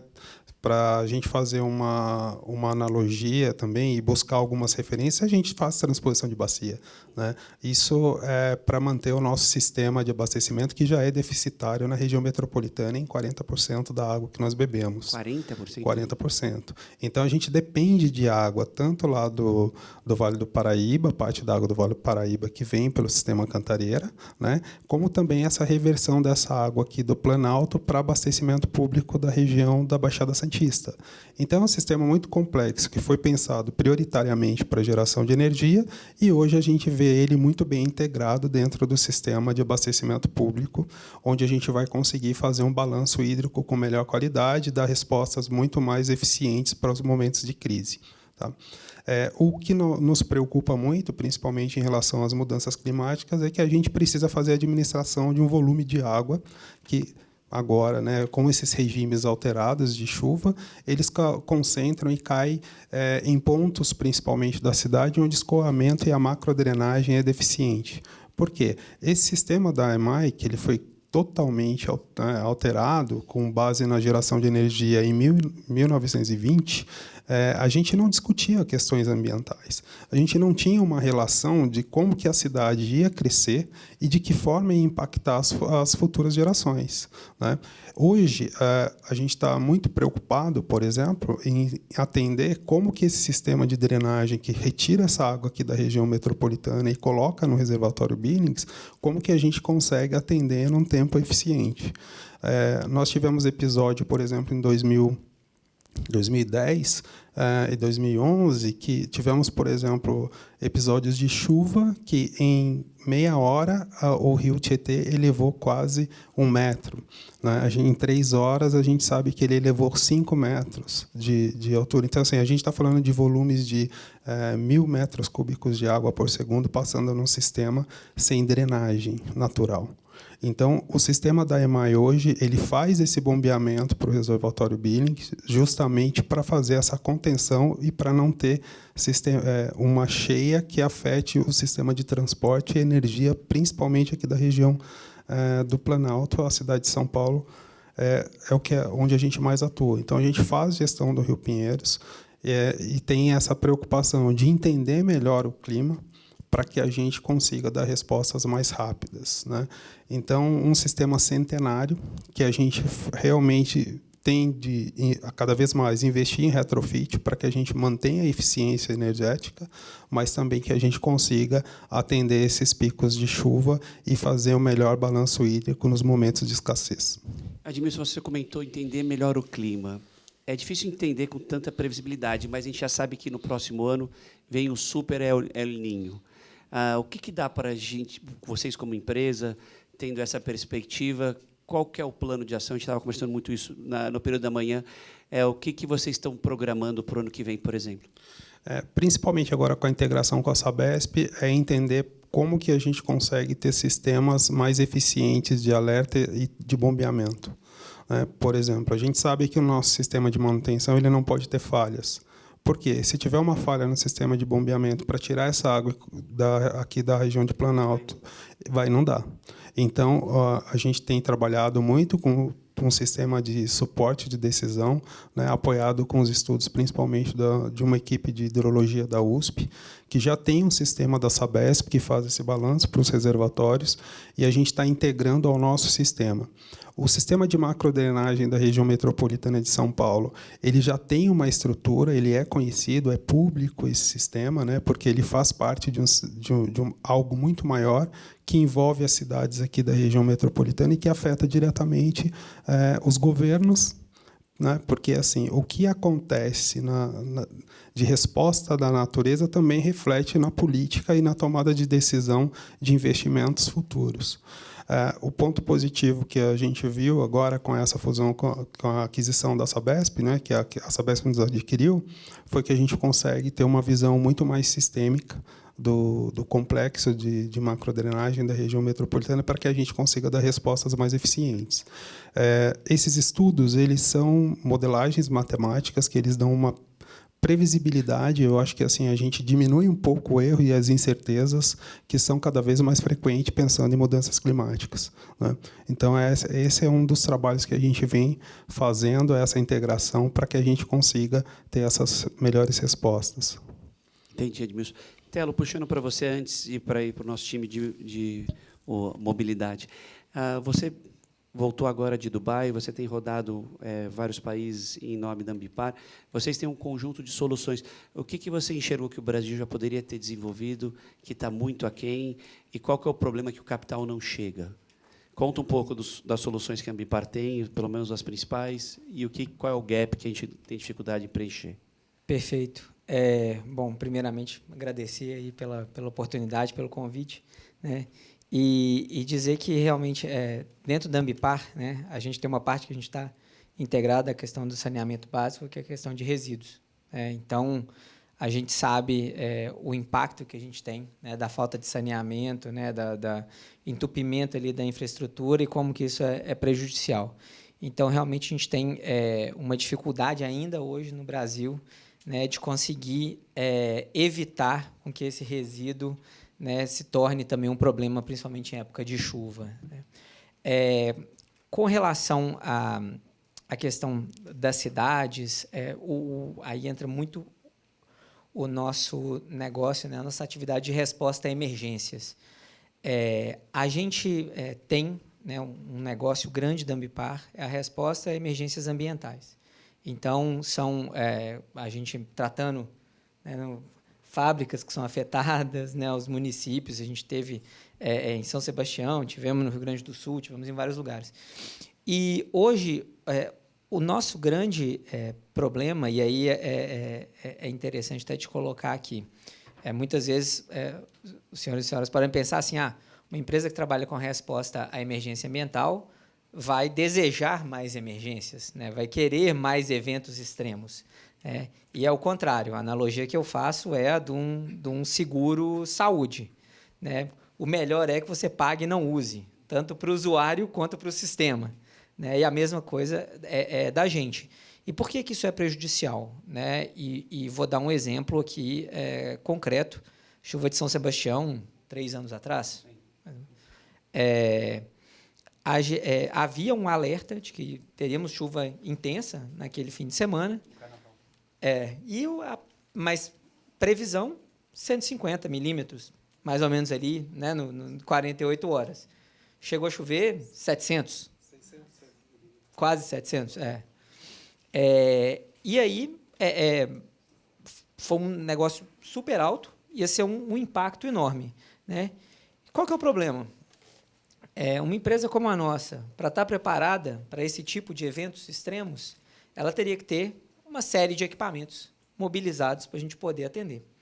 Só que de quanto em quanto tempo esse tipo de chuva cai, né? Então, a mobilização de capital que a gente teria que ter para atender esse tipo de evento extremo seria muito alta e ficaria muito tempo ociosa. Então, também para nós não é vantajoso ter esse tipo de ciclo, né, de chuva. Então, a gente tem investido muito nas questões de análise de riscos climáticos, né, previsão, uso de modelos climáticos, mas aí faço coro aqui ao painel anterior. Ainda precisamos evoluir muito, ainda estamos muito defasados nos modelos, né, e ainda precisamos de uma forma onde a gente dialogue com os municípios, com a academia, né, com a sociedade civil, para que a gente possa entender os riscos que a gente está submetido e como que a gente pode, primeiro, né, mitigar, entendendo que, enfim, a parte de redução das emissões é um outro tema, parte de adaptação. Primeiro, como que a gente pode entender esses riscos, como que a gente pode trabalhar esses riscos desde a infraestrutura, aí a gente vai precisar de instrumentos públicos e de financiamento. Eu acho que isso aí é um problema sério, porque é muito fácil você pedir um recurso público quando aconteceu um evento extremo e você tem que fazer ali uma resposta rápida. Mas você justificar o investimento numa infraestrutura, né, de drenagem, de adaptação, é muito mais complicado e o Tribunal de Contas é muito mais ativo ali para questionar, né, o que é feito. Então, a gente precisa resolver isso e, se a gente conseguir destinar uma parte desse recurso e fazer essa orquestração para achar esses modelos de adaptação, a gente vai conseguir caminhar para soluções e aí o dinheiro existe, mas talvez não vai ser um dinheiro de clima, de meio ambiente, vai ser um dinheiro de infraestrutura, de desenvolvimento de cidades, né? Podemos falar de transporte e assim por diante, que vão ter efeitos benéficos nesse aumento da nossa resiliência. Telo, quando você conta de respostas à emergência, funciona como se fosse um seguro. Você tem o serviço que a empresa ou o município arca e vocês agem no extremo climático. É assim que funciona? E as seguradoras elas estão cada vez mais conseguindo dados para evitar fazerem seguros em áreas em que o sinistro tem crescido. A gente tem visto isso no agro. Como, né, o Rio Grande do Sul tem tido dificuldade de acessar crédito porque não tem seguro e ninguém dá crédito se não tem seguro. Aonde está o problema de fato?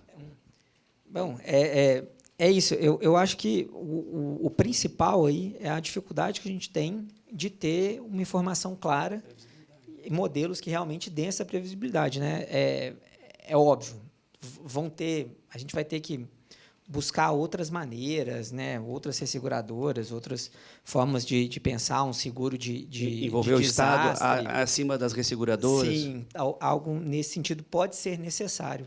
Mas eu acho que o principal é realmente a gente ter um investimento em modelos climáticos e trabalhar. A gente acabou de vir de um evento de uma consultoria e agência de rating, e eles estavam falando isso, né?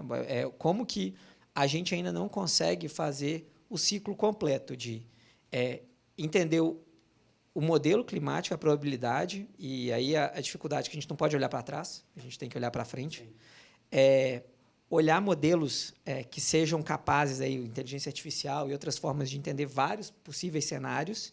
Daí a gente entender os fatores de risco, os impactos potenciais, para aí a gente poder levar a seguros, né, outras formas da gente fazer esse trabalho. Realmente, assim, e aí eu vou trazer o nosso caso. Nós estamos há pelo menos 3 anos olhando esses modelos, buscando essa forma de fazer essa análise para que a gente possa se preparar. Se a gente ainda não conseguiu, e a gente está olhando isso muito, imagino que outros atores... E é o core de vocês? Exatamente, ainda vão ter essa dificuldade. Mas o diálogo é importante, né? Outros atores também que estão fazendo esse trabalho precisam se organizar e, principalmente, a gente ter a clareza de que o impacto potencial ele já é grande e ele só será crescente. Então, falou do El Niño que a gente vai ter ano que vem.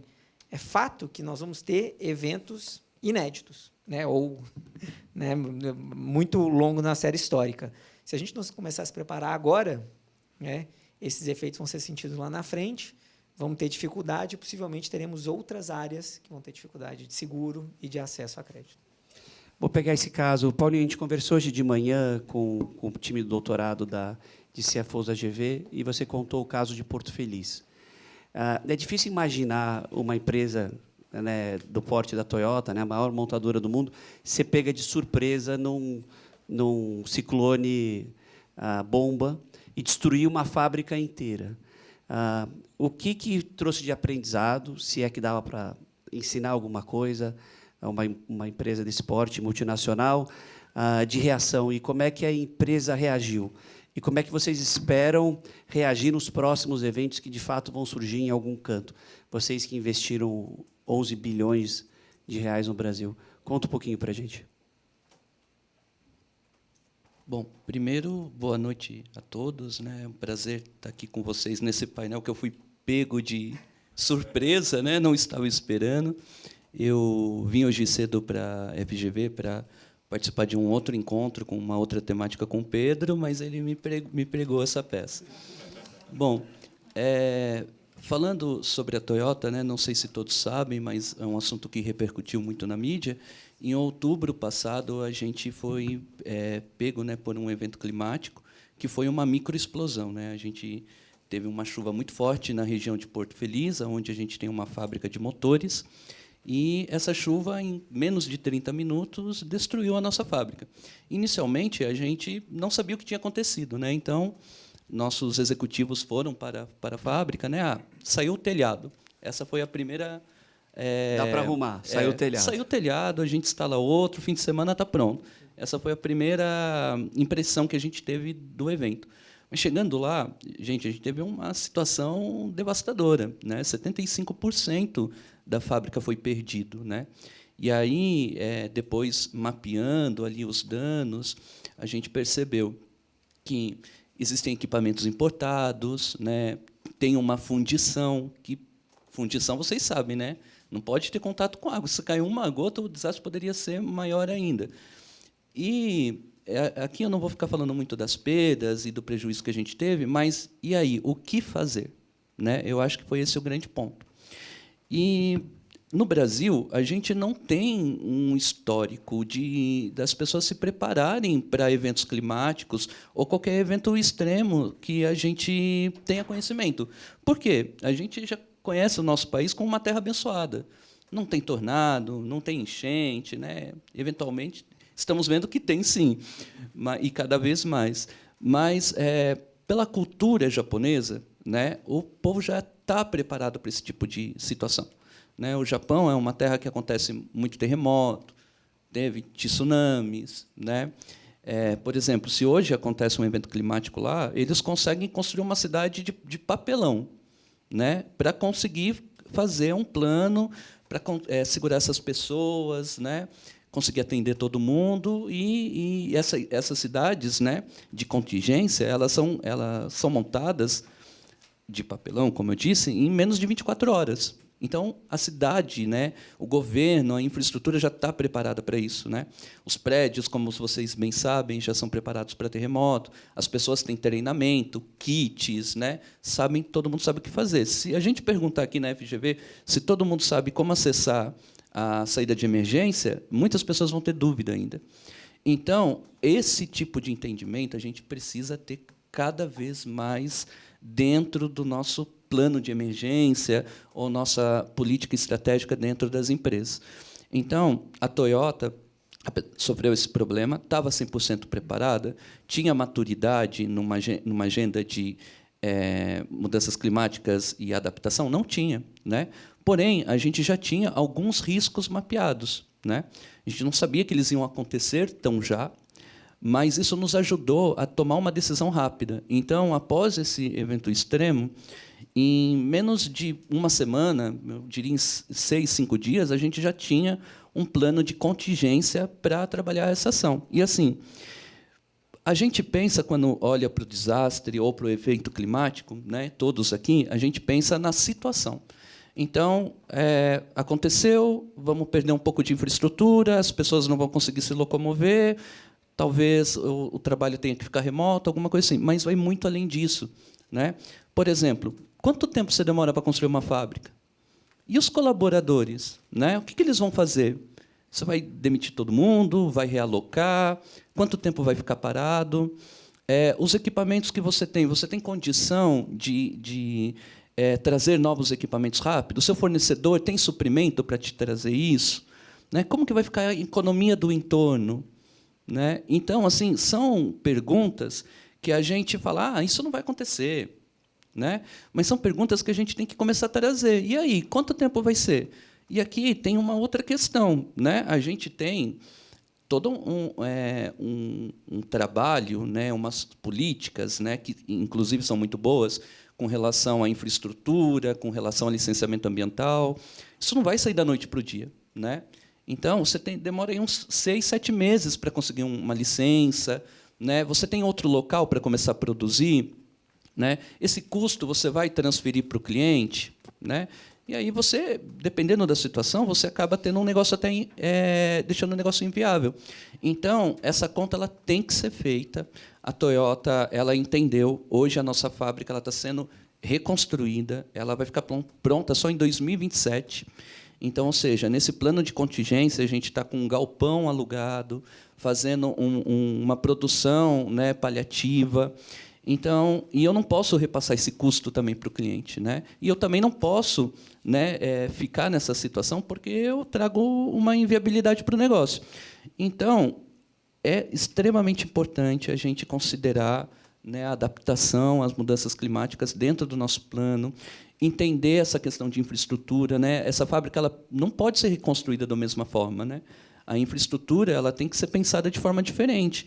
Por exemplo, ela tem que ter fácil adaptação para que, se alguma área seja prejudicada, eu consiga montar como um Lego, né? Então, eu tiro daqui e jogo para cá.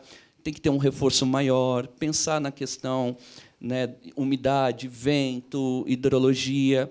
Então, assim, não vou aqui ficar falando muito, tem outros especialistas aqui que podem contribuir muito mais com o tema, mas isso precisa estar na conta, né? E a conta não é você ter uma fábrica backup, isso não existe, é inviável, né? Mas é você saber, tá, se acontecer, eu tenho um plano de contingência e quanto tempo? Eu acho que essa é o ponto isso é genial, eu fico imaginando que empresas e que setores tem. Puxar de um gigante para o outro, da Toyota para a BYD. Marcelo, o setor automotivo, como a Mari comentou, foi muito pressionado por ser um setor que emite muito e também sofre, claro, com os incidentes, com os extremos nas cidades. A BYD, a Toyota trouxe N soluções, né? O carro elétrico, o carro híbrido, o híbrido flex, a BYD também. Qual que é a proposta da BYD para o Brasil, no sentido de mobilidade? Como vocês têm escalado aqui? E qual que é o próximo passo que você comentou, inclusive, do híbrido flex? Bom, vamos lá. Primeiro, obrigado pelo convite. Um prazer aqui estar debatendo com todos aqui durante essa noite. Bom, vamos lá. Falando rapidamente aqui, a BYD ela já nasceu com esse intuito, né, lá em 1994, 95, de criar um ambiente diferente, né? Então, o nosso fundador, ele é um premiado químico chinês que saiu da academia, foi empreender no setor privado e criar uma nova bateria, né? Uma bateria que fosse mais sustentável, né? Mais sustentável em todos os sentidos para o mercado, né? E aí nasceu a BYD. A BYD, para quem não sabe, ainda tem parte eletrônica, nasceu disso, né? Baterias para parte eletrônica, foi muito bem sucedida. Hoje, 20% dos celulares do mundo têm tecnologia BYD, isso pouca gente sabe.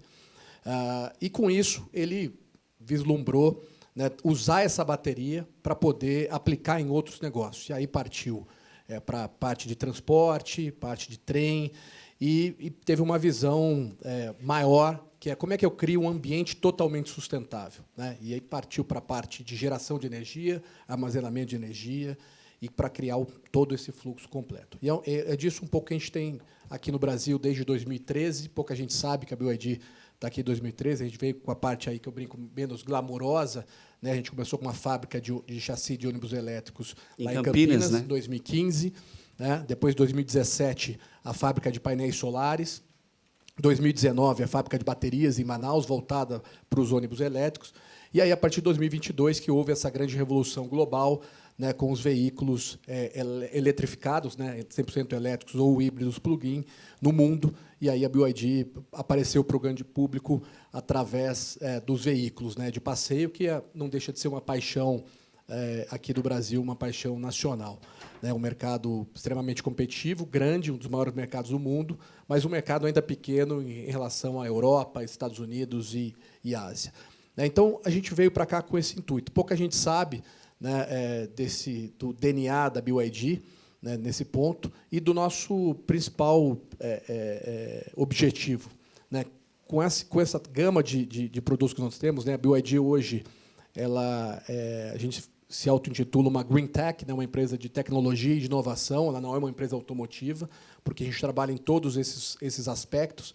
Né? Então, o nosso objetivo é diminuir a temperatura do planeta em 1 grau. Esse é o nosso lema. Toda reunião que a gente faz, interna ou externa, esse é o nosso propósito com os nossos produtos. Né? Então, de uma forma, a gente tem essa cultura dentro da companhia para poder levar isso para fora também. Então, e pensando na sustentabilidade 100% do tempo. Vou dar um exemplo aqui. Todo mundo sabe do monotrilho da linha 17, né, do aeroporto de Congonhas até o Morumbi. Eu brinco que era para ser inaugurada para a Copa do Mundo, só não falaram qual, não era de 14, é de 27, que é o ano que vem, a Copa Feminina, a Copa do Mundo Feminina.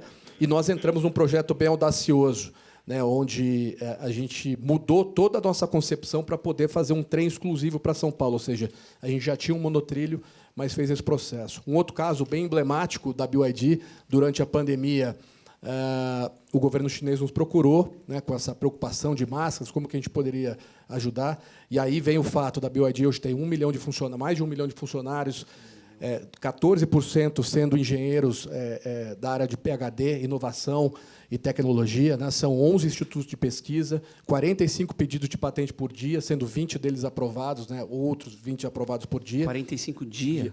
45 pedidos de patente por dia. Por dia. Né? Então, é uma companhia que, em 15 dias, desenvolveu uma linha de máscaras faciais, que era um grande gargalo global, e em um mês estava se tornando a maior fabricante global de máscaras faciais, sem nunca ter feito isso na vida, fabricando 1 milhão de máscaras por mês. Então, é um pouco da nossa empresa.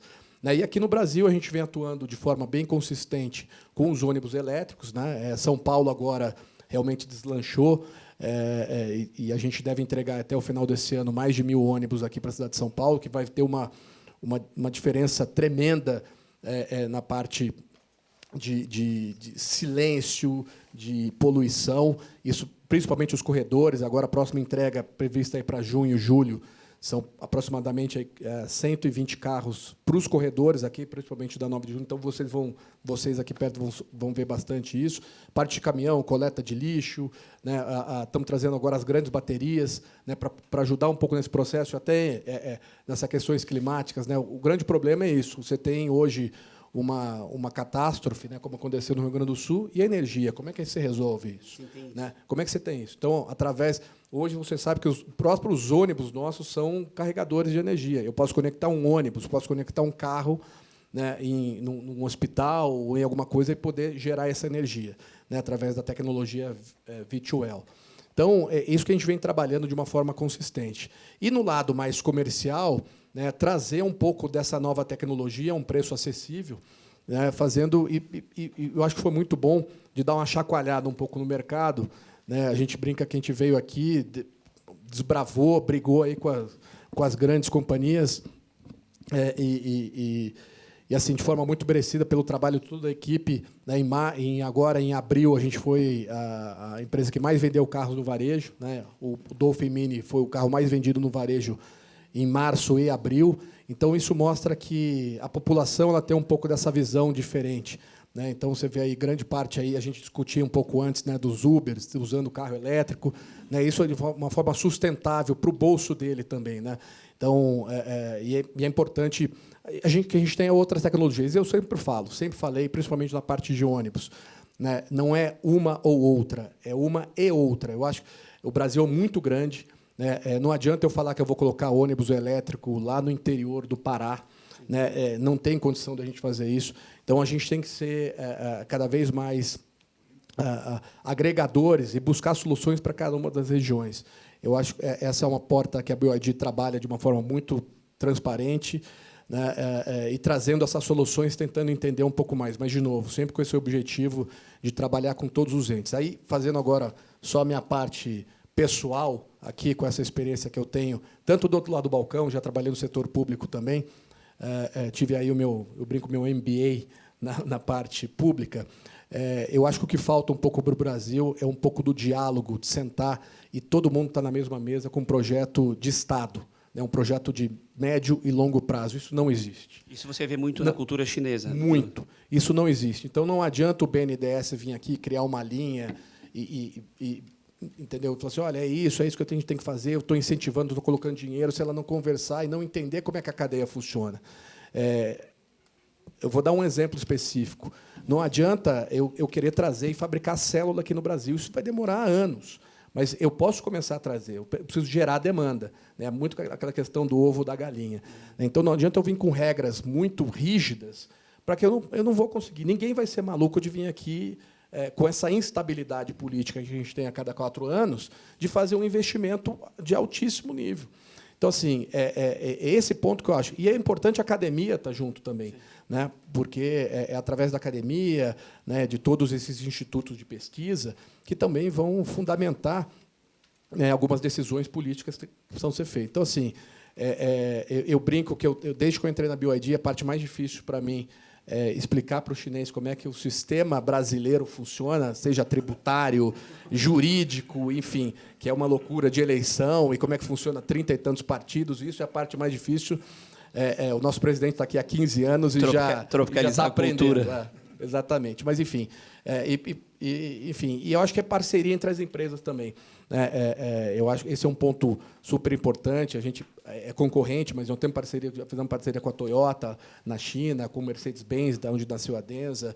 Aqui no Brasil temos parcerias com a Azul, né? Alguns clientes que são deslocados ali em embarque remoto usam um carro 100% elétrico da BYD. Enfim, eu acho que as empresas se conectando lá em EMAI, aquele projeto piloto de painel solar flutuante, fomos nós que fizemos, né, também. Que legal. Segue esse projeto? Depois foi feita uma licitação, enfim, mas o projeto piloto que deu início para dar o primeiro pontapé para sair a licitação depois, nós que participamos, cedemos lá os painéis, foi muito legal. Então, eu acho que se fica aqui uma mensagem minha, é essa forma da gente poder todo mundo sentar na mesa e definir um projeto de futuro para o Brasil.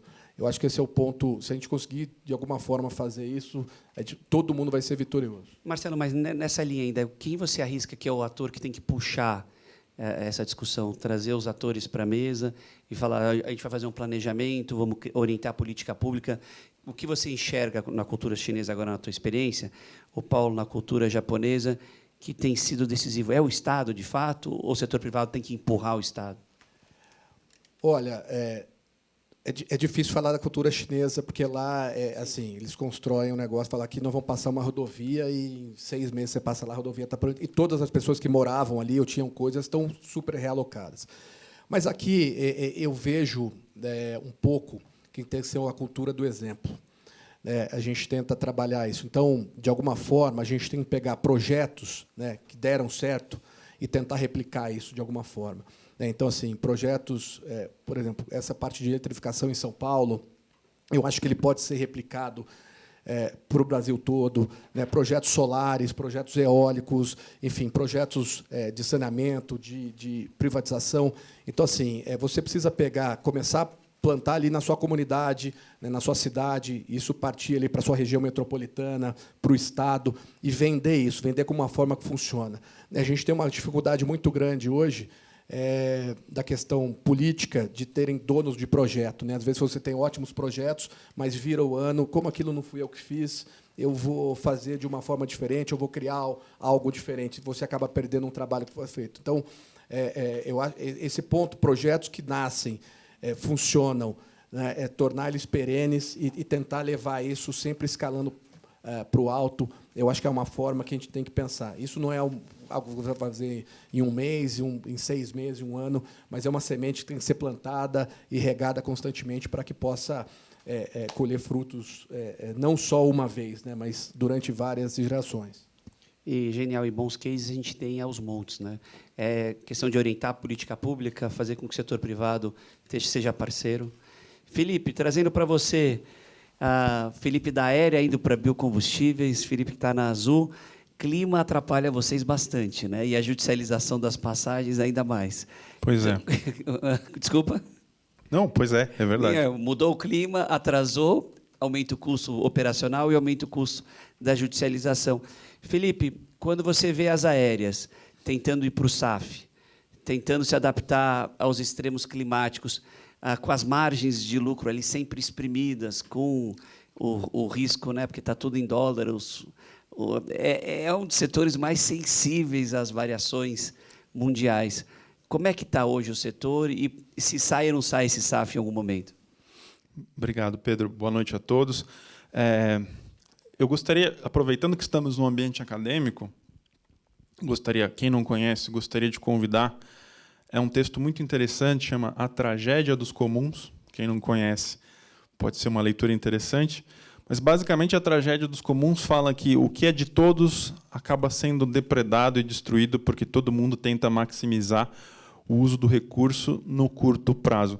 O que o Marcelo trouxe aqui, que eu acho que eu também trabalhei em empresas chinesas, Marcelo, mas na geração de energia, na China Tree Gorges, e o que a gente via, isso foi em 2016, quando eu trabalhei lá, o Brasil, para variar, estava passando por alguma crise econômica que eu não lembro mais qual era, e durante um evento perguntaram para o CEO aqui chinês no Brasil como ele via, né, o problema da crise política e econômica que o Brasil estava enfrentando. E ele falou, na China, nosso horizonte de planejamento são 50 anos. Essa crise vai durar 2, 3? Essa crise não me incomoda. Dei esse exemplo e falei da tragédia dos comuns justamente porque você trouxe um ponto que eu acho que é fundamental. Por que o Brasil... Eu tenho 41 anos, eu nasci em 84. Eu escuto desde que eu aprendi a falar que o Brasil é o país do futuro. E cadê o futuro que nunca chega, não é verdade? A gente podia ter sido grandes produtores de painéis solares, não fomos. Nós poderíamos ter sido os grandes produtores de baterias, por que não? Nós poderíamos produzir adubos, né? Não produzimos, e agora estamos correndo, estamos enfrentando uma série de problemas. O nosso agro está enfrentando uma série de problemas porque nós não temos uma indústria petroquímica desenvolvida, porque nunca ninguém quis fazer isso, porque isso politicamente não dá voto. E a gente cai no mesmo lugar do SAF. Né? A indústria do SAF, ou seja, Sustainable Aviation Fuel, ou, para não ficar falando em inglês, o bioquerosene, ou seja, um biocombustível que pode ser utilizado dentro de uma aeronave. Por que ele não existe no Brasil ainda? Porque o CAPEX, a quantidade de dinheiro que você precisa colocar para construir uma fábrica de SAF, de bioquerosene, é altíssimo.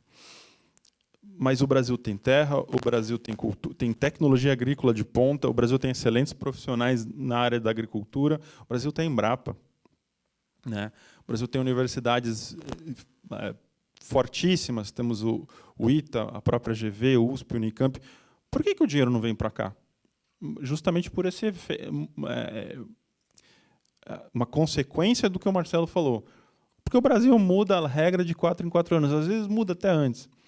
Então, como que um investidor internacional, quando ele vai fazer o valuation, afinal de contas estamos aqui numa escola de administração, quando ele vai avaliar o retorno sobre o investimento, se ele, puxa, vou pôr tantos bilhões de dólares numa fábrica de SAF no Brasil, afinal de contas, o Brasil tem várias alternativas de matéria-prima, soja, cana, macaúba, para produzir o biocombustível, e o dinheiro não vem para cá. Vai acabar numa fábrica de óleo de palma na Indonésia. Porque a TIR, ou seja, a taxa interna de retorno do projeto, quando o cara lá na Inglaterra, na Singapura, está fazendo o modelo, bom, a TIR na Indonésia é 11,5%, sei lá, estou inventando um número aqui só para dar exemplo, 11,5%. No Brasil, eu preciso de mais ou menos isso, só que daí eu coloco incerteza política, disparidade do real contra o dólar, enfim, N. E aí você fala, puxa, insegurança institucional. Né? Imagina como que o estrangeiro vê toda essa discussão, faz parte da fermentação política, da criação de maturidade institucional, zero críticas quanto ao processo. Mas, do ponto de vista de investidor, ele olha para isso e fala, não vou tomar risco. Ou eu tomo risco, mas eu quero um resultado maior. E aí os garantidores aqui, não, está muito caro. E aí, um ponto que trouxeram no primeiro painel, né, todo projeto precisa ser segurado. Como que uma seguradora vai entrar num projeto de biocombustíveis para aviação que custa mais de 2 bilhões de dólares de CAPEX, se não for feito junto com... usando um retrofit de alguma fábrica, se você não tem certeza desse retorno? E o mais interessante ainda, nós temos um ator que distorce todo o mercado aqui, não por culpa, mas porque distorce, que é a Petrobras. Nós temos um grande ator estatal que domina o mercado de combustível e que é muito difícil de competir. Então, minha resposta à sua pergunta, Pedro, não sei quando o SAF sai, porque para o SAF sair no Brasil, ele precisa de dinheiro, e o dinheiro não vem para cá. Né? E, obviamente, a gente tem dentro do universo de transportes, no transporte terrestre, principalmente, o Marcelo trouxe aqui a eletrificação dos ônibus em centros urbanos, o que é fenomenal. Você diminui a quantidade de material particulado, você diminui o ruído, enfim. Mas, no setor agrícola, nas grandes distâncias, ainda a gente tem uma dificuldade. Eu tenho certeza que, com essa quantidade de pesquisador que vocês têm lá, daqui a pouco vocês vão desenvolver uma bateria que dá conta disso tudo. Mas... Não, eu vou trazer aqui. A gente já desenvolveu um carregador ultra rápido, de 1,3 megawatts, que vai carregar, cada 1 segundo vai dar 2 km de autonomia, ou seja, em 5 minutos você consegue uma autonomia de 600 km de um carro. Isso no carro, mas para aviação ainda não. Ainda não, aviação não fecha a conta por causa do peso. Não, a aviação não, porque o avião, os aeroportos e toda a indústria de aviação foi desenvolvida com base em algumas premissas, mas uma delas que é bem simples de explicar é: o avião decola mais pesado do que ele pousa. E esse é o mesmo problema que eu tenho para hidrogênio e para bateria, né? O hidrogênio, porque eu vou ter que armazenar num tanque muito pesado, e o hidrogênio, sim, ele é virtualmente não tem peso, né, nessa equação, e a bateria também, ela não descarrega. Fora que a bateria, hoje ainda, ela não oferece a segurança operacional para a aviação que a aviação demanda. Então, cai no SAF. Eu preciso de biocombustível. Só que o biocombustível, do jeito que ele está sendo colocado, ele vai chegar custando 3,5 vezes mais caro, pelo menos, para as companhias aéreas no Brasil. Na Europa chega a 7, dependendo do caso. E aí foi falado aqui muito, né, o aquecimento é global, o que é emitido na China afeta o brasileiro, mas a adaptação não. Então, o custo de adaptação climática que o Brasil vai enfrentar, se eu olho para o setor, o setor de transporte brasileiro terrestre representa 8,5% das emissões nacionais. O setor aéreo representa 0,03%. Quando eu coloco o pace de descarbonização, eu posso expandir a análise, eu posso falar para a América Latina. Quando o pace de descarbonização que a Europa propõe, né, para o mundo, versus o que a América Latina contribuiu historicamente para o aquecimento global, né, as emissões, eu estou vendo um quadro nítido e escancarado de injustiça climática, porque se eu vou ter que pegar o custo operacional de uma companhia latino-americana, mais ou menos 40% é combustível. Se eu vou aumentar o meu maior custo fixo em 3,5 vezes, pelo menos, eu vou fazer o que com isso? Eu vou repassar para o passageiro. Eu vou tornar o transporte aéreo mais inacessível ainda, num continente em que você precisa, ainda mais o Brasil, né? Por exemplo, a Azul atua na região amazônica. Para você sair de São Gabriel da Cachoeira e ir até Manaus, você tem algumas alternativas: 9 dias de barco, 2,5 dias, 3 dias de voadeira, ou 2 horas de avião. Só que um voo de São Gabriel da Cachoeira até Manaus, num Cessna de 9 lugares, pode chegar a custar, por questões operacionais, 4, 5 mil reais. Por quê? E aí a gente cai na questão tributária, institucional. Ou seja, o que o Marcelo trouxe agora eu acho que é fundamental, e se a gente não mudar, e eu, honestamente, eu tenho um pouco de como é que eu posso, pessimismo em relação a isso. Se a gente não mudar a nossa forma de pensar e sair desse curto-prazismo, sair desse problema que está bem descrito na estratégia dos comuns e começar a olhar para o longo prazo, para um horizonte... Vocês sabem quando que foi que os Estados Unidos soube que mudanças climáticas iam acontecer e todo o problema... 1988, quando o Congresso americano chamou, eu não vou lembrar o nome dele, o chefe do Instituto de Estudos Avançados da NASA, Instituto Goddard, e ele fez como se fosse uma CPI. Ele falou, olha... O Jimmy Carter encomendou de um grupo de cientistas um relatório para o que as mudanças climáticas podem afetar a economia americana. Fizeram, em menos de um ano, um relatório que, sei lá, está disponível na internet. Vamos chamar aí de 100 páginas, com pouco embasamento científico, mas muitas premissas, o que hoje o IPCC conseguiu demonstrar ao longo de anos de pesquisa. Ou seja, desde 1979, quando esse estudo saiu, ele foi para o Congresso, virou mainstream em 88. Eu não entendo de história americana, mas eu começo a entender talvez por que o Jimmy Carter foi um dos presidentes que não foi reeleito. Afinal de contas, ele estava peitando a indústria de petróleo. O Jimmy Carter propôs o uso de painéis solares na Casa Branca. Enquanto ele foi presidente, havia painéis solares na Casa Branca, fazendo rodar uma das cafeterias, né, dos refeitórios. Eu estou dizendo tudo isso porque a gente está num país que tem uma visão de curto prazo, num mundo em que a transição climática é combatida nos bastidores por uma indústria extremamente forte. Então, se a gente não olhar para o Brasil, para a nossa região, e entender que nós somos, na verdade, grandes provedores da solução de transição energética para o mundo. Nós temos biocombustíveis, nós temos materiais e terras raras para a produção de bateria, nós temos uma academia fantástica, né, para desenvolver tecnologia aqui. E, na verdade, a gente está preso numa discussão muito mais, vamos dizer assim, ideológica, e o tempo passa. Tem um estudo que saiu, inclusive da Swiss Re, com 3 cenários diferentes. Se eu fizer uma transição energética ordenada, se eu fizer mais ou menos e se eu continuar fazendo do jeito que eu estou, a quantidade de perdas materiais, financeiras e de vidas humanas que a gente vai ter até 2100. A gente está caminhando para esse cenário. O custo da inação é muito maior. É absurdo. Então, assim, a gente tem tecnologia. Vou pegar de novo, voltar para o SAF para não fugir muito. Quem mandou fazer pergunta depois de todas essas falas aqui? Sim, agora é fácil chutar para o gol. Voltando para o SAF, o Brasil poderia fornecer biocombustível, não só SAF, biocombustível para o mundo inteiro. Eu tenho inúmeras alternativas de matéria-prima para isso. E o mais legal disso tudo, eu vou pegar a soja, que é bem comum, conhecida de todo mundo. O programa tem um programa do governo, não vou lembrar o nome, desculpa, gente, eu tenho uma filha de 7 meses e a privação de sono me faz esquecer um monte de coisa. Mas tem um programa ligado à soja, à agricultura familiar. O biocombustível no Brasil chega a empregar, por unidade de energia, quase 40 vezes mais do que o fóssil.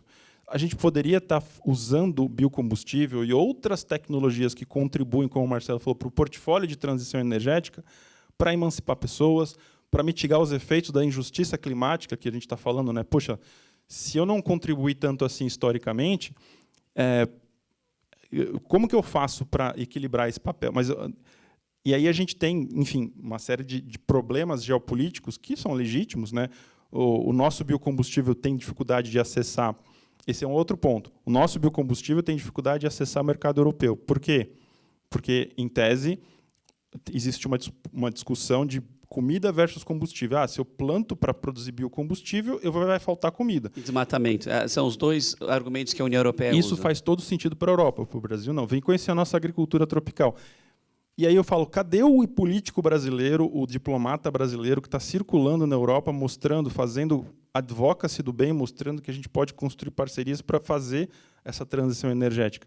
Enfim, eu fugi um pouquinho da resposta objetiva, porque eu acho que o assunto ele tem as soluções muito mais num pano de fundo, que é o arranjo institucional que o Marcelo muito bem trouxe. Felipe, você trouxe um ponto, a gente fez um painel com a World Food Programme, que ganhou o Prêmio Nobel em 2020, e quem participou foi o Daniel Balaban. E o tema era agro, e ele chamou a atenção do setor inteiro, dizendo, poxa, não tem ninguém representando bem o agro. E você vê o governo brasileiro agora, nesse acordo da União Europeia e Mercosul, defenderam de novo, nosso biocombustível está ali, a gente não concorre com alimentos, a gente não traz insegurança alimentar, a gente também está conseguindo dar rastreabilidade para a produção, o que o agro precisa se disciplinar ainda mais, mas o biocombustível é um ativo nosso, e a gente não consegue realizar como os outros países fizeram, como a China fez com o seu painel solar pelo mundo. O agro brasileiro precisa aprender a contar melhores histórias, né? Sim. Eu acho que isso é importante. E também não dá pano para manga, porque os lobbies se organizam lá fora para qualquer coisa criar barreiras. Mas tem uma boa notícia. O deputado Arnaldo Jardim, que foi um dos relatores da Lei do Combustível do Futuro, está se aposentando do mundo político, e ele disse num evento que vou passar a circular outros países e embaixadas para ser o arauto do biocombustível. Então, talvez agora a gente tenha, de fato, um personagem forte que pode ser capaz de levar essa discussão para outros fóruns. Olha, eu acho que a academia tem que se envolver mais, o setor privado tem que provocar a academia. A USP fez uma coisa muito interessante com a Patrícia Iglesias, eu convido vocês a conhecer. As empresas podem contratar doutorandos e os seus orientadores para fazer projetos de ciência aplicada. Então, vocês têm um custo baixíssimo, vocês têm a Universidade de São Paulo por trás, tem um departamento que transformou a USP da posição 300 para 5º lugar em sustentabilidade. Então, eu acho que o setor privado precisa puxar a gente e fazer. Vocês são parte da solução, trazem credibilidade, conseguem medir. Então, vem junto. E juntos a gente pressiona o setor público. Muito obrigado pelo painel, por vocês terem aceito participar. E vamos continuar nessa tocada. Obrigado.